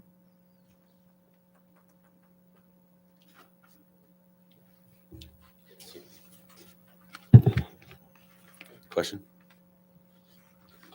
Some other items I just wanted to touch Oh, on. Mr. Tedesco, I'm sorry, go ahead. Yeah, Mr. Fasone, I'm sorry. When you say that the 4 houses that with the cluster subdivision that will be built separately from the other ones, they would not be built someplace else, or they would be built? I'm not sure what you meant when you said they Well- would build someplace else. You lose Think of- 4 in inventory. That's all he's saying, right? Losing 4 houses in inventory to be sold. Right. That's what it's. What's the purpose of a cluster subdivision? To make more efficient use of the land. Cheshire's land is getting tougher and tougher to develop. So I think the concept is that those 4 houses will be built somewhere else and will use up other land. And you're making a more efficient use of the land by allowing it in a cluster subdivision. Oh, okay, I mean, to the extent that you're saying that having a bigger supply of houses is a good thing. But the cluster subdivision, I guess, here does allow for more houses. right? Correct. I mean, whether houses will be built someplace else, we're speculating. I mean, they may be built someplace else anyway, but the point is here, Well, there may be 4 built somewhere else. Sooner or later, there's a finite limit, I would guess. correct. But what we're saying is that we should find then that maximizing the number of possible houses in Cheshire is a good thing, and the cluster subdivision regulation helps us do that. That's one benefit of the cluster subdivision. I think that's what you said already. Okay. By having the What I'm trying- regulations, What I'm just trying to do is get to the part of the regulation, section 42, which talks benefits derived are greater than versus conventional development. And one is more houses, and that's a benefit. At least you're arguing that that's a benefit. more efficient use of land. Okay. All right. And the second one that you talked about before is greater open space, correct?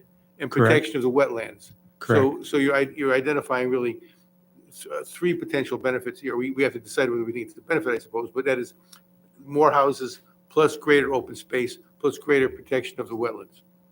Those are all benefits of the cluster subdivision that would not exist if we had a conventional 16-house subdivision. That's correct. Is there anything beside those? I'm not saying there has to be, but No.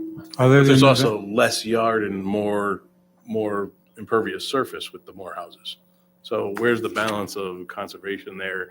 You lose a little bit of wetland and you gain more yard and less impervious surface. Where's that balance out? Mr. Bowman has a question too, and then. Go ahead, Shlomo. If you could explain to us the length of the road of the conventional subdivision and the length of the road of the cluster subdivision, are they the same?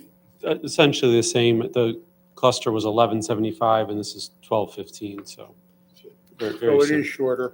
It is less for the town to maintain. It is, okay. very minimal. Yeah. Okay. Also, just to go back to the impervious, although I don't have a calculation in terms of the two, your regulations do try to take that into account with the lesser front setback so that you reduce the driveway length with the cluster to offset the larger front yard setback with the conventional. I don't have the calculation of the total, but I think there was some wisdom into trying to reduce that length of driveway and to do that. Is everybody, because I have a question, but is everybody off the deck? Okay, I have a big question. Mr. Fazone, if you did a conventional subdivision, would there be an HOA?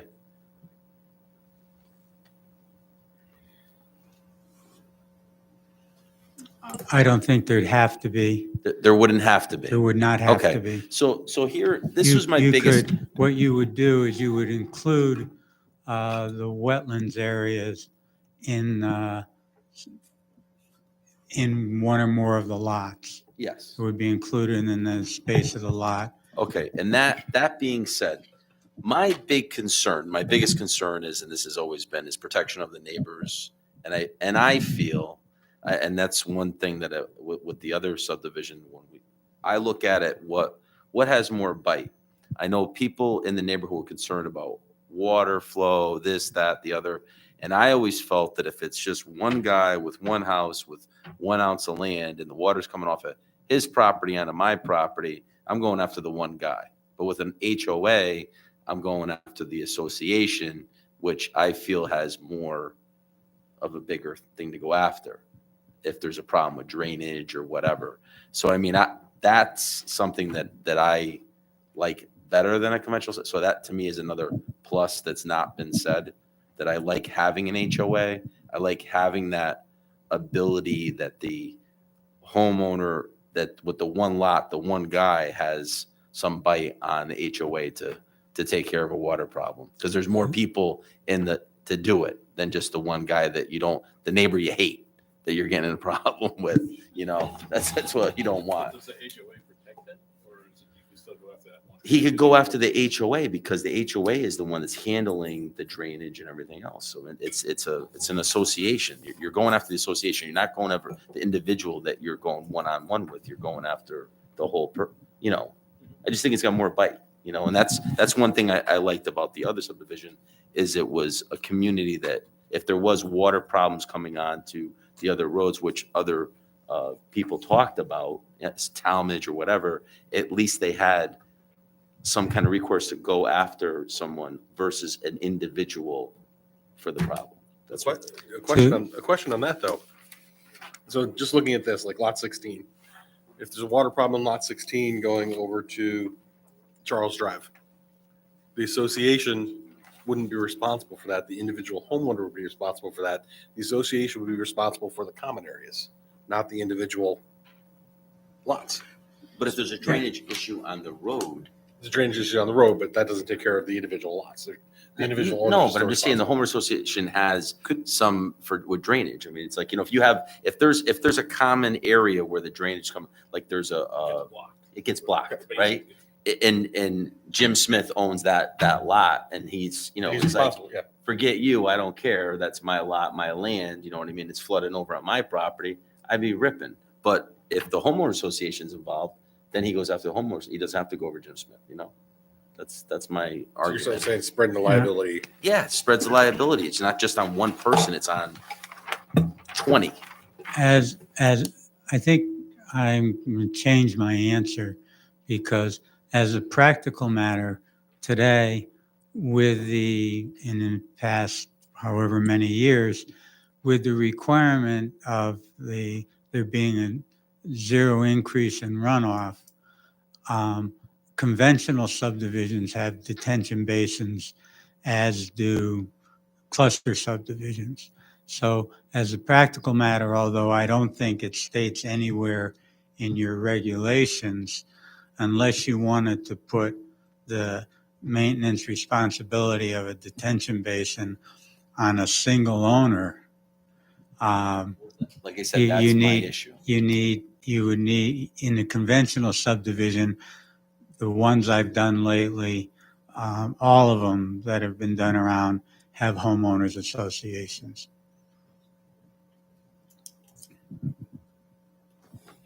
You know, they may be that the detention basin is on one of the lots or some of the, but the cost of maintaining it is spread out through the homeowners. Thank you. Any other questions? Anyone from the public wishing to ask? I got 2, 3. How about the guy way in the back, because he hasn't come up yet? Come on down. Can I just add, I just have a, yeah, I'm sorry. Can I just add this? Oh, yeah, couple go ahead and, quick I'm things, sorry. but, Just stand by, I'm sorry, sir. Sorry, yeah, just a couple things just to add to what was talked about before. But first, on the cluster, the other thing with the wisdom and the regulations you have with the requirement of public water and sewer is the cluster requires public sewer, so I think that provides another benefit to the wetlands rather than individual septic systems that. So this would be individual septic systems if it was, It could be allowed to be individual septic systems. oh, okay. In the conventional, it doesn't have the requirement to have public water and sewer. So it could be built without that. And that, is in terms of the wetlands and the sewer crossing, and then WPCA's listing to have the expansion of the sewer system up to the property line to address future other areas that could connect to the sewer system. That would also. So that would eliminate them getting hooked up on Charles Drive. The other things I'll just try to be really quick, but I wanted to make sure to add to address. It was mentioned about the issue in terms of the wetlands, and you have the revised report. I just wanted to also submit, these are on the land records, but it shows the wetland lines that go back to 2017 and 2014, and these are referenced in the report. The wetland line has not changed. It's been consistent for this application, for the age-restricted application, and on this mapping going back to 2017 and 14, just to make it clear that there's nothing that's changed. It was just an error in how it was calculated across the property line. But we've always had that table with the 3.58 acres, just to make that very clear. So those are on the land records, but. I don't know, does anybody need to see that? I think we've. It's the we same had line that's testimony. on your plan. Yeah, It's we're exact okay. same We've line. heard that But testimony. at least for the record, Yes. that's there and shown. The other is, we talked about it last time, but just to be clear in terms of the review and the stormwater report, we did again meet with town staff and the consultant, and there were no objections to the stormwater management plan, and we are submitting revised plans just to address those technical comments that they had, but there were no objections to the goals and the direction of the stormwater management plan and the detention basin. I know there were some comments from the public before on that. Okay. And I think I've already addressed the issues from a technical standpoint on the grading waivers. So that concludes my Okay, presentation. thank you. Thank you. Thank you for being patient. Good evening. My name is Gary Mauer, M-O-W-E-R, and I live at 362 Sir Walter Drive. A couple of comments. One, most recently you talked about if there was a water drainage situation with one of the new homes flowed onto, say, Talmadge or something like that, and you thought there was an advantage to dealing with the whole homeowners association as opposed to one person. I disagree. If the one poor guy has to deal with a whole homeowners association with 20 houses or however number there is, that poor guy legally has to now fight the whole association as opposed to one guy. So he's outgunned right from the start. So I don't think he's got a whole lot of alternative there. Okay. All right. A couple other comments overall. The whole reason we're here discussing this whole situation is Mr. Kurtz decided, as was his right, to build a $1 million plus home on his property.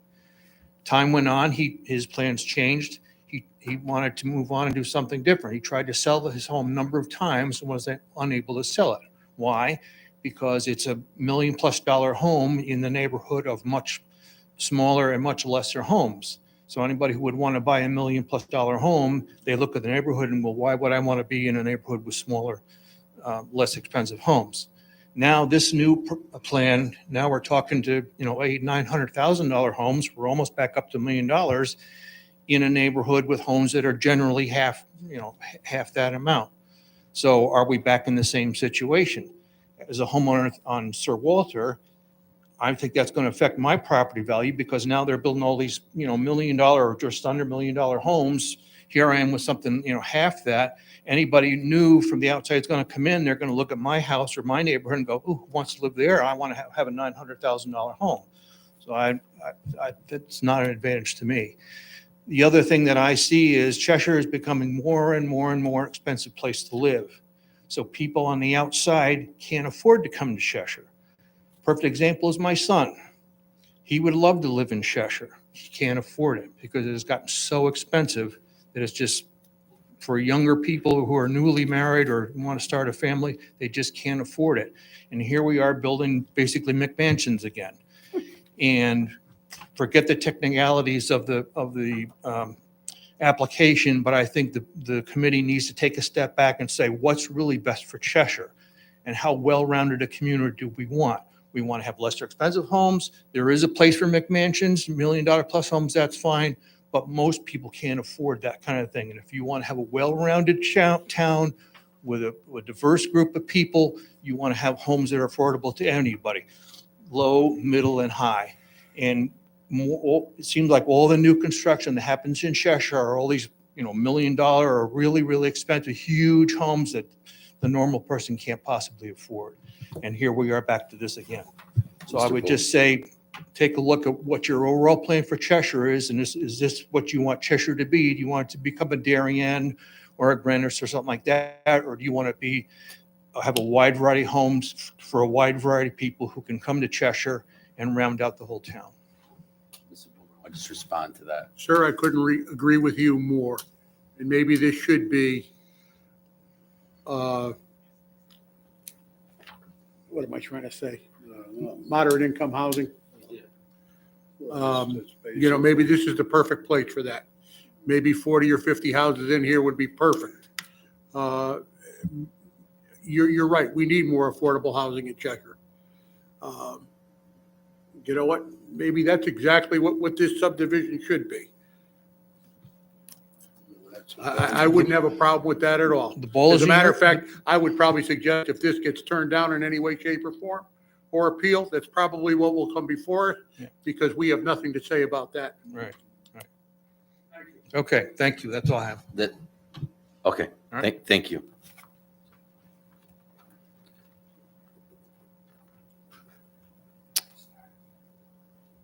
Come on, Mr. Schrum.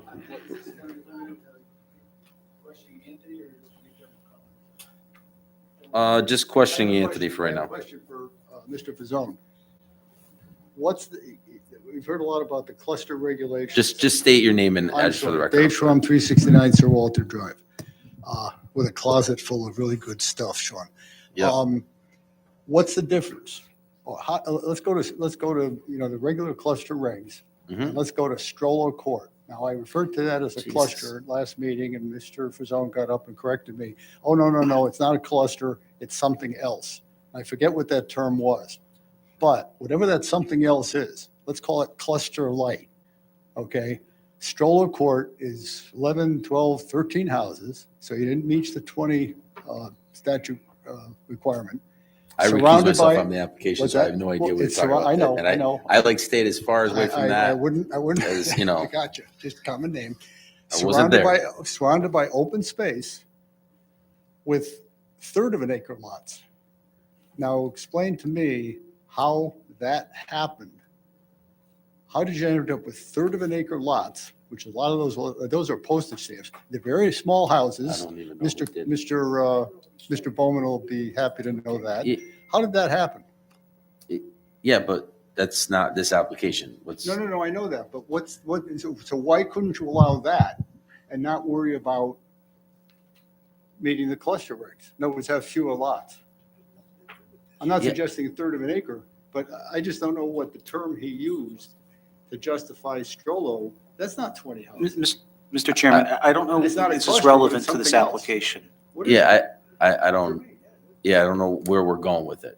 As far as, you're saying that, you're asking about this application, right? The cluster zone, that's what you want to know about, right? I got that. Okay, so what's, Because if you're going to hold yourself to, it's got to be 20 units to have a cluster, to go along with all the other cluster regulations.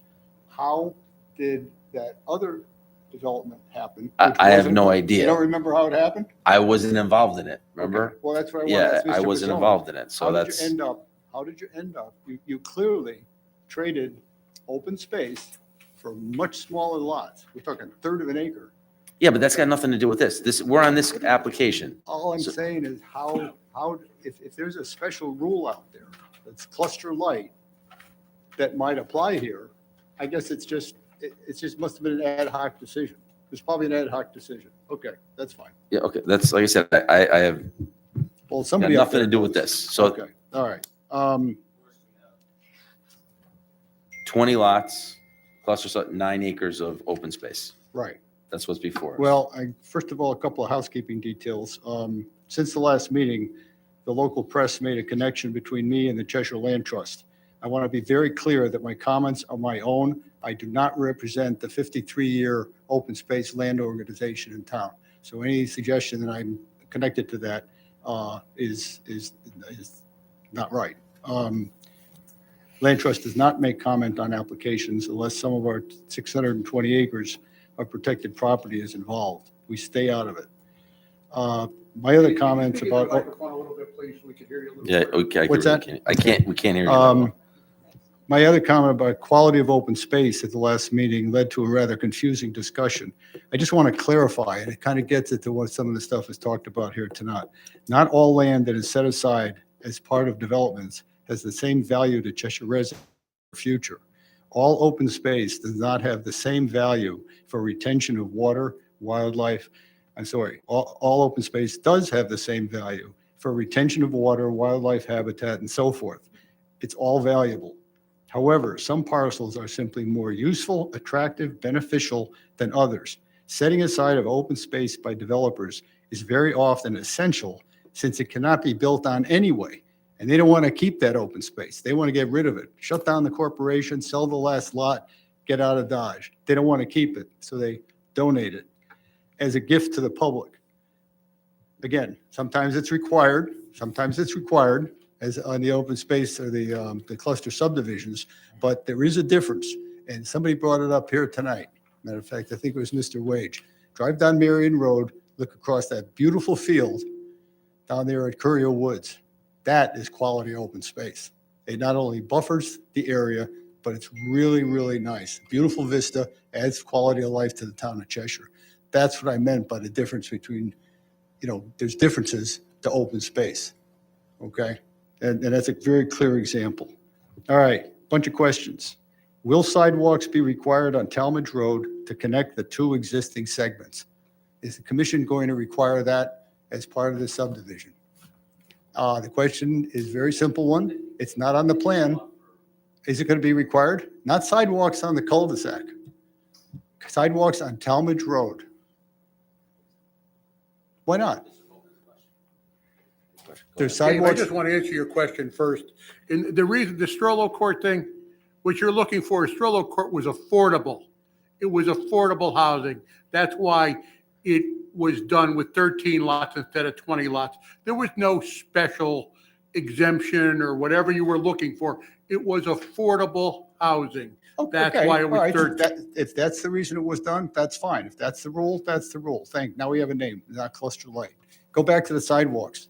The Copper Beach required sidewalks all the way from the north end of that development, all the way along Talmadge Road. This isn't in There's here. testimony, what Mr. Fazone tonight about the sidewalks, that we're not asking for a waiver, right? Mr. Fazone? That was on Wallingford Road, but I don't know as far as It'd be town. much more valuable to have sidewalks on Talmadge Road. There's a section in front of Copper Beach. It stops right where these four houses are going to be. Another sidewalk picks up and continues down towards Wallingford Road. It would be crazy to leave that area open without sidewalks.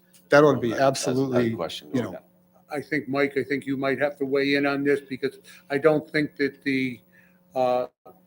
that we as planning and zoning commissioners can require Off-site a improvements. developer to put any type of improvements on a current town road. it's So, very simple. You want the cluster, So, put the sidewalks in. Let him finish. Let him finish. Dave. so you can't require an applicant to do off-site improvements. So if you're talking about filling a gap of sidewalks beyond the frontage on Talmadge, that is illegal unless the applicant were to propose it, similar to what we've seen in previous applications. At this point, that is not on the table. So you have said no not on, you jurisdiction. said not on his frontage. You can't make him put it on somebody else's frontage. I'm talking about putting it on his frontage. No, on the main road. That's what he's saying. On Wallingford Road frontage.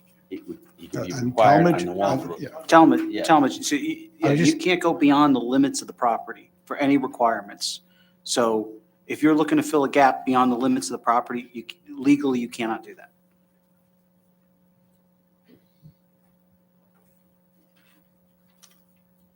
Sidewalks in here, this is his property line, sidewalks in here, sidewalks pick up here. This is his property. Why aren't there sidewalks? So I mean, you, not asking could- that tonight, but that's a good. Let me why just aren't make there a- sidewalks? filling that gap within the property, you have the rights to ask for that, to request that as the commission. What you don't have the rights for, let's just say that sidewalk did not continue, and sorry, that's what I thought it was, it did not continue to Wallingford Road, and you wanted to fill the gap out to Wallingford Road, then you have no authority. Right. But you So have he- the authority on just the frontage associated with this application. Okay. Right. That's what I'm asking. Thank you for that clarification. Do all the storm drains on that cul-de-sac, that new cul-de-sac, drain into that one detention pond? All of them? Some of them? I don't know. Where's our engineer? All of them. So even the ones down here, Way down back here in the woods, probably some right here, they're all gonna go into that detention pond. Way back here. Here, anywhere, you won't hear, they're all going into that pond. it's going to be a big pond. Okay. All that water going into that detention pond is going to overflow. We tend to think detention ponds are like reservoirs. They hold all the water. They obviously don't. They overflow. Next question is the path, I think, the engineer, correct me if I'm wrong. Path is going to be out of this pond, across the wetlands, down along the property line with Copper Beach. Is that right? I don't think there's a path. We can't hear you. Yeah. There's no path, right? No path. No path. No path. You're getting the two subdivisions. Yeah, no path. Stop. I'm not stopping. Where is, There's no- where is the water going to go from that detention pond when it overflows, which is no question, it's not coming this way, not coming that way, it's not coming that way. Where is that water going to go? I know it's going to end up on Talmadge Road. My question is, how is it going to get there? Can I just address the whole series of questions? Yeah. Let's. Well, and that's, well, no, because I've been through this before. Well, we'll ask those questions before, and somehow the questions get lost, okay? I asked a bunch of questions back in July of last Well, we year have- that never got Hey, answered. So can you just answer that one? Dave, Okay. Mr. Chairman, Yes, sir. let's make a list of questions. We have the meeting, we still have another meeting after this. We still have a public hearing open. So if you have a bunch of questions, let's list them out, give them to him to answer, and then we're not here at 11 And we'll, o'clock. and we'll get them in writing, I hope? Yeah, yes, so let's. Okay, let's have list of him do questions. Well, that. here they go, all right? Okay. Where's that water going to go? What's the path that it's going to follow? From the detention pond, the Okay, overflow. from the back. because it is going to overflow. Okay. There's no question about that. It was very convenient, actually, that the town is working on Talmadge Road. Right now, they're putting in new storm drain covers. And they uncovered the pipe that goes under Talmadge Road. I suggest that you folks go take a look at it. Okay? It's a 24-inch pipe. It's marked right there on the sidewalk where they're putting in a new drain. That's where all the water, 24-inch pipe, all the water, he just said it's going to be from the end of the cul-de-sac all the way out to Wallingford Road, is going to go into the detention pond, and it's going under Talmadge Road. That's what the gentleman just said. I invite you to go out and take a look at that pipe. Maybe a 24-inch pipe can handle all that water. Go take a look at the pipe. It's nicely uncovered. Now, the past meeting that I never got an answer for, the insinuation was, well, some of the water is going to flow north through there over to Dawson Lane. You remember famous Dawson Lane. Some of it's going to come out to Wallingford Road. He just said it's all going basically under Talmadge Road. And is a 24-inch pipe going to handle all that water? Maybe that's a question for the town engineer. That's where it's going. Really, go look at the pipe. It's very interesting. Looked at it yesterday. It's nice that the town uncovered it. Sump pumps, one of my favorite things. Are sump pumps going to be required in these houses by the developer, not by the homeowner when they find out that their basement leaks? And are those sump pumps going to be connected? I think I heard at the last meeting, the insinuation that those sump pumps are going to be connected to the storm drains for each lot. That would be a relatively new thing for Cheshire. I don't think there's a lot of I don't that. think that, Okay, well, it's not a requirement. It's not a requirement. But the question is, are they going to be connected or not? Is that going to be one of the requirements? Because if they are, good, then we're not going to run into the sewer problems that we've had in a lot of other places. Let's stop the problems now before they start. And I guess it's a question of timing. I think from the last meeting, there was some comment. Now, WPCA has not had 2 meetings, right? They canceled their last one, I think, or they didn't take this up the meeting before. I know Inland Wetlands is canceled too, but what's that? One of them got skipped somewhere. Oh no, the discussion of this got skipped. But I think, and town planner can answer this one, wasn't the town going to have a second opinion on the engineering drawings for the sewer line going across the Kurtz property?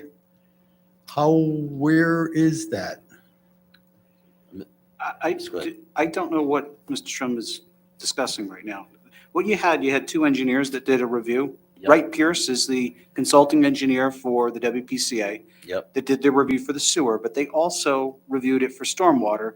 Merrick Comment, who is the town engineer, in-house staff, also reviewed this application. So you actually had two reviews of so you already have applicants. 2 reviews. So in-house and by consultant. In-house, Mr. Bowman. I actually asked the question, and I asked if there was and you called it a peer review. Yeah. Because one of the gentlemen in the audience had said that, why would you hire someone, an engineer? Of course, they're going to report exactly what you want to do.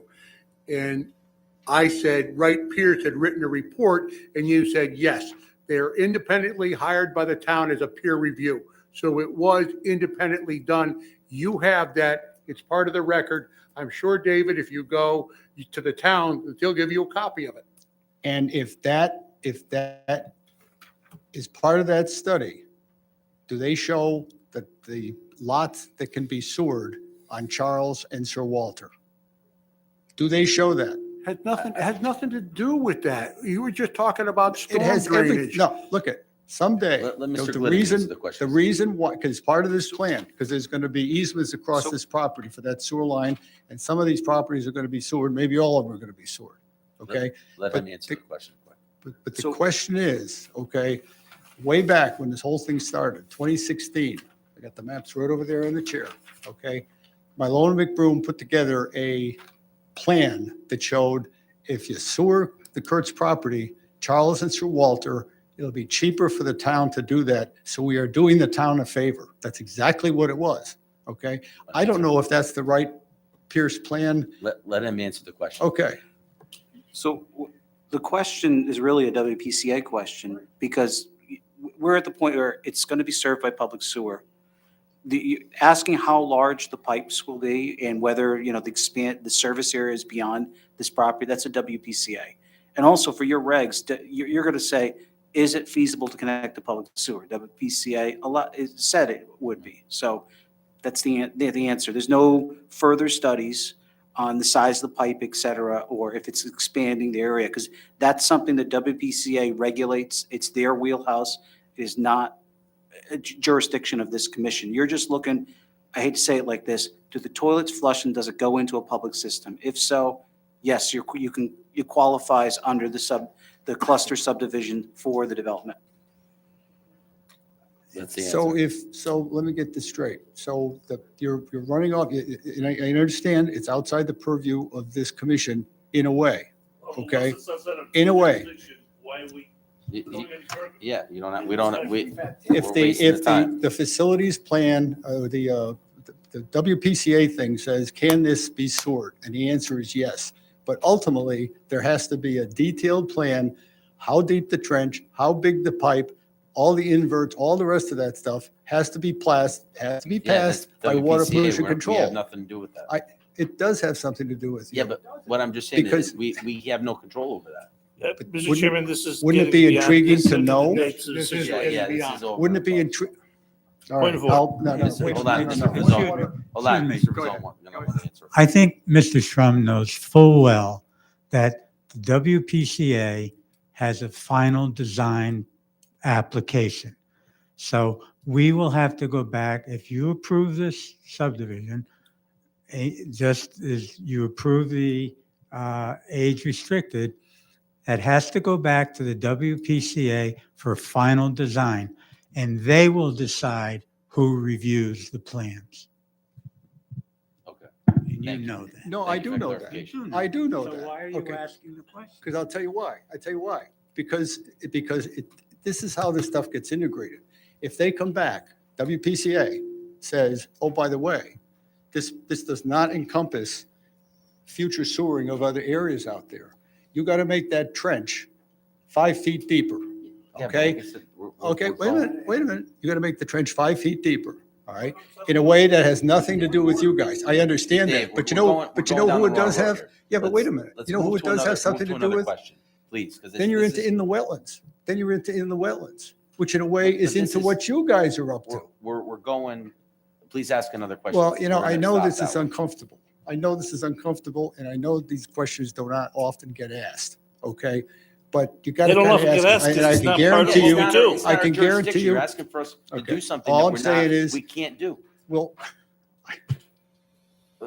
That's what you're We'll- doing. You're we'll wait asking for the us for WP. something we can't do. I know you're, I You've already said on understand the that. record your concern. I understand. And it's on Okay, record, so- and then it's okay. going to be WPCA. That's it. All right. Move on. The number of houses and all that, does this have to be, like, do you have to, I know they showed a map of here, well, you can have 20 houses anyway in a conventional, only if you allow the extra lots. Question. The plan that's on here has a very long cul-de-sac, which I believe is longer than what is typically allowed. It's 1,100 feet to the end, actually, it's a little bit more than that. 1,100 feet. I don't think, hold on. Mr. Bowman wants to answer. Please, what is the length of a cul-de-sac? I was going to pull the It's- subdivision it's- regs out. It's 1,600 feet. This question was asked at the last hearing. All he's doing is dragging this thing out. He's Wait a asking minute, wait a minute. It questions wasn't that are asked. redundant. It was asked at the last, Mr. and it was answered at the last. Yeah, but May- the may I make a- 1,600 Let's- feet, the Mr. 1,600 Glenn's gonna feet answer the wasn't question. answered. Could I ask, Let's stop for a second. Mr. Glid. maybe to back this things up? So if the speaker were to get all their questions, between staff and the applicant, we will answer what we can. Yes. The applicant's committing to that, correct? 16. And it asks that the questions be directed through the commission to the various individuals. We limit interaction back and forth. Just, Mr. Strum, if you could just summarize your questions. Yeah, I think let's this, just rather do a than, list and let's not get into the whole. I did not, I'm sorry if 1945. the 1,600 feet was mentioned last meeting, didn't hear it. So I'll ask it again. Okay. The question of HOAs, it may have to have it, it may not. If you're leaving a lot of open space, you almost have to have an HOA because It has to happen. homeowners is- We've already discussed Well, that. because the question becomes, if you have a conventional subdivision, like we're shown up here, all that green space, the open space that's left behind, who owns it? He already said that the HOA would, that's what he already It would- discussed. yeah, That I he think to make sure that anytime you have open space left behind, that somebody ends up being the owner. And Mr. Okay. Fazone said And that on that's the a- record before. Just make sure that happens, Yep. because we've had some did orphan say open that. space. The issue of other houses will be built someplace else, if you don't allow that, that's nonsense. That doesn't necessarily make any sense at all. That's- Maybe they'll be built, maybe they won't. That's just And as far as the value of the houses, now we hear that all new stuff is being built, Yeah, what's the question? 700 to 800. Matt, please, Matt, please. I agree with the other fellow that came up here. I think we're at a particular point in the housing cycle that a lot of the stuff that's in that report was probably bid on and done and sold before what's going on. So I don't know. I'd love to have my house be worth $700,000, but then again, it doesn't matter until I sell it. But I'll have some more. I don't think anybody here is saying you shouldn't build on this parcel of land. This parcel of land was destined to be built on when the Platt family sold it. And I'll leave one more thing for the commission. And these are, matter of fact, I only made 2 copies because I'm relatively cheap with my printer. But here's 2 examples, not of.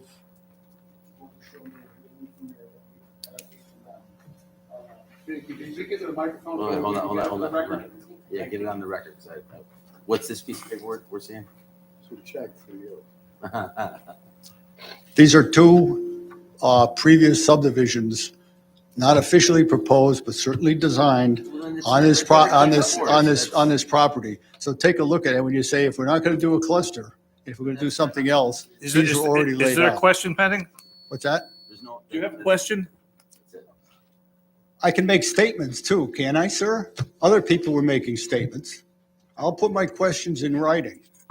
Stop with the, don't take a cue from the guy next to you. I think that we're just getting tired. So who would be next to come up and ask? Mr. Fazone? Mr. Chairman, just to follow up on one thing. Yes. Total length of a cul-de-sac, according to section 5.6 of the subdivision 562 of the subdivision regulations, in an R40 zoning district, your maximum length of a cul-de-sac is 1,700 feet. Okay, so it's definitely under. Okay. 1,700 feet. It's Okay. total length, right? Yep. And it's 1,100, so we're good. All you had to do is answer his question. Yeah, we're good. Okay, Mr. Fazone.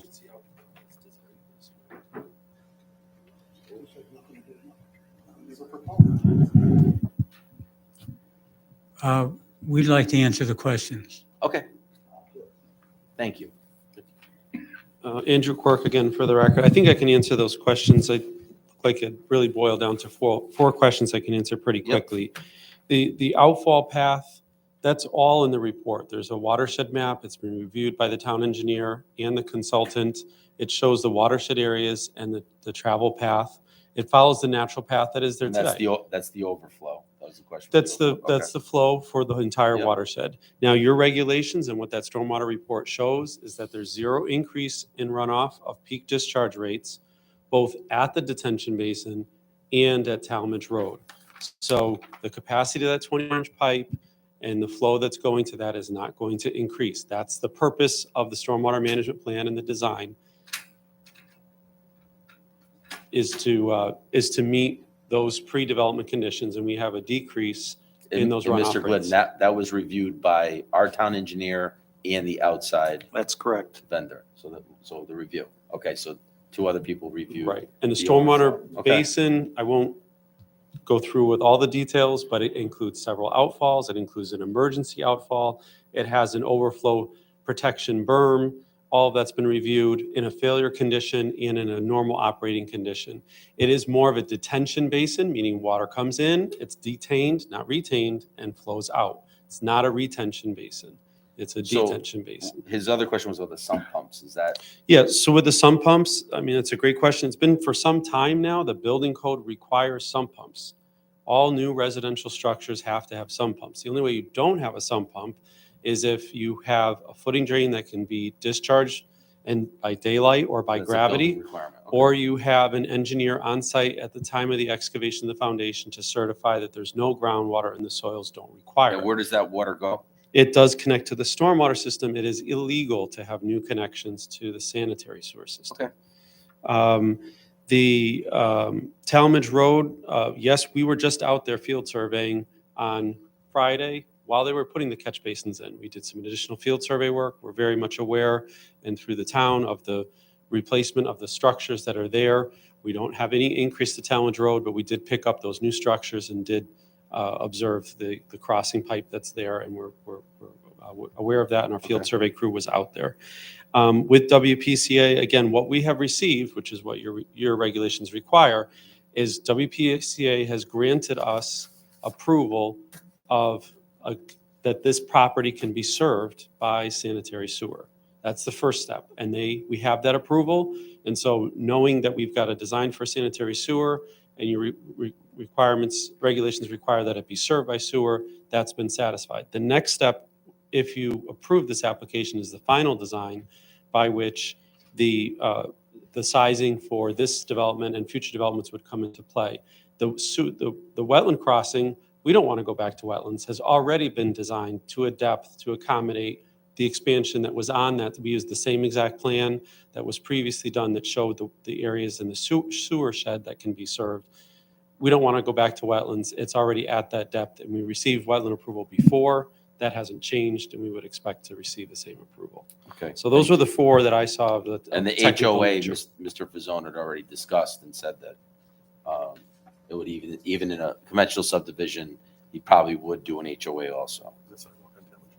What was that? The sidewalk on Talmadge, yeah. Oh, the sidewalk on Talmadge. That was the other Yeah, thing. so that's the last thing. Yeah. That was the last thing that he asked about. I'm not sure Mr. Glidden is correct. I think that may still be an off-site improvement because it's in the town right away. But if it's a requirement, if it can be required, if you can require it, then it'll have to be built. Okay.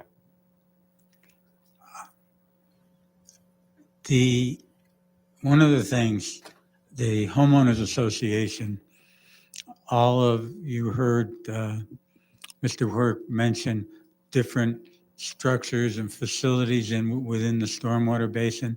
All of that you'll see gets spelled out in the homeowners association's requirements in terms of what they have to maintain and how often they have to do it. The town gets the right to go in there and inspect it. Again, we've been over this on other subdivisions all the time. If the homeowners association doesn't maintain it properly, the town has the right to go in there, back charge the homeowners, and lien their property if put a notice of monies due if they don't pay the assessment that they're given. I didn't think filibusters were allowed at planning and zoning meetings. Hey, we all have fun. Okay, I'm just gonna give you like 2 minutes because it's 9:55, so just, no 5 minutes. It's gonna be 2 minutes. 3.5. Yeah. Matt Wage, 669 Wallingford Road, Cheshire, Connecticut. And I hear two. you hear the clock ticking, huh? I'm telling you, Mr. Wage, I'm gonna have to cut you off because it's 9:55 and I know these people all have jobs.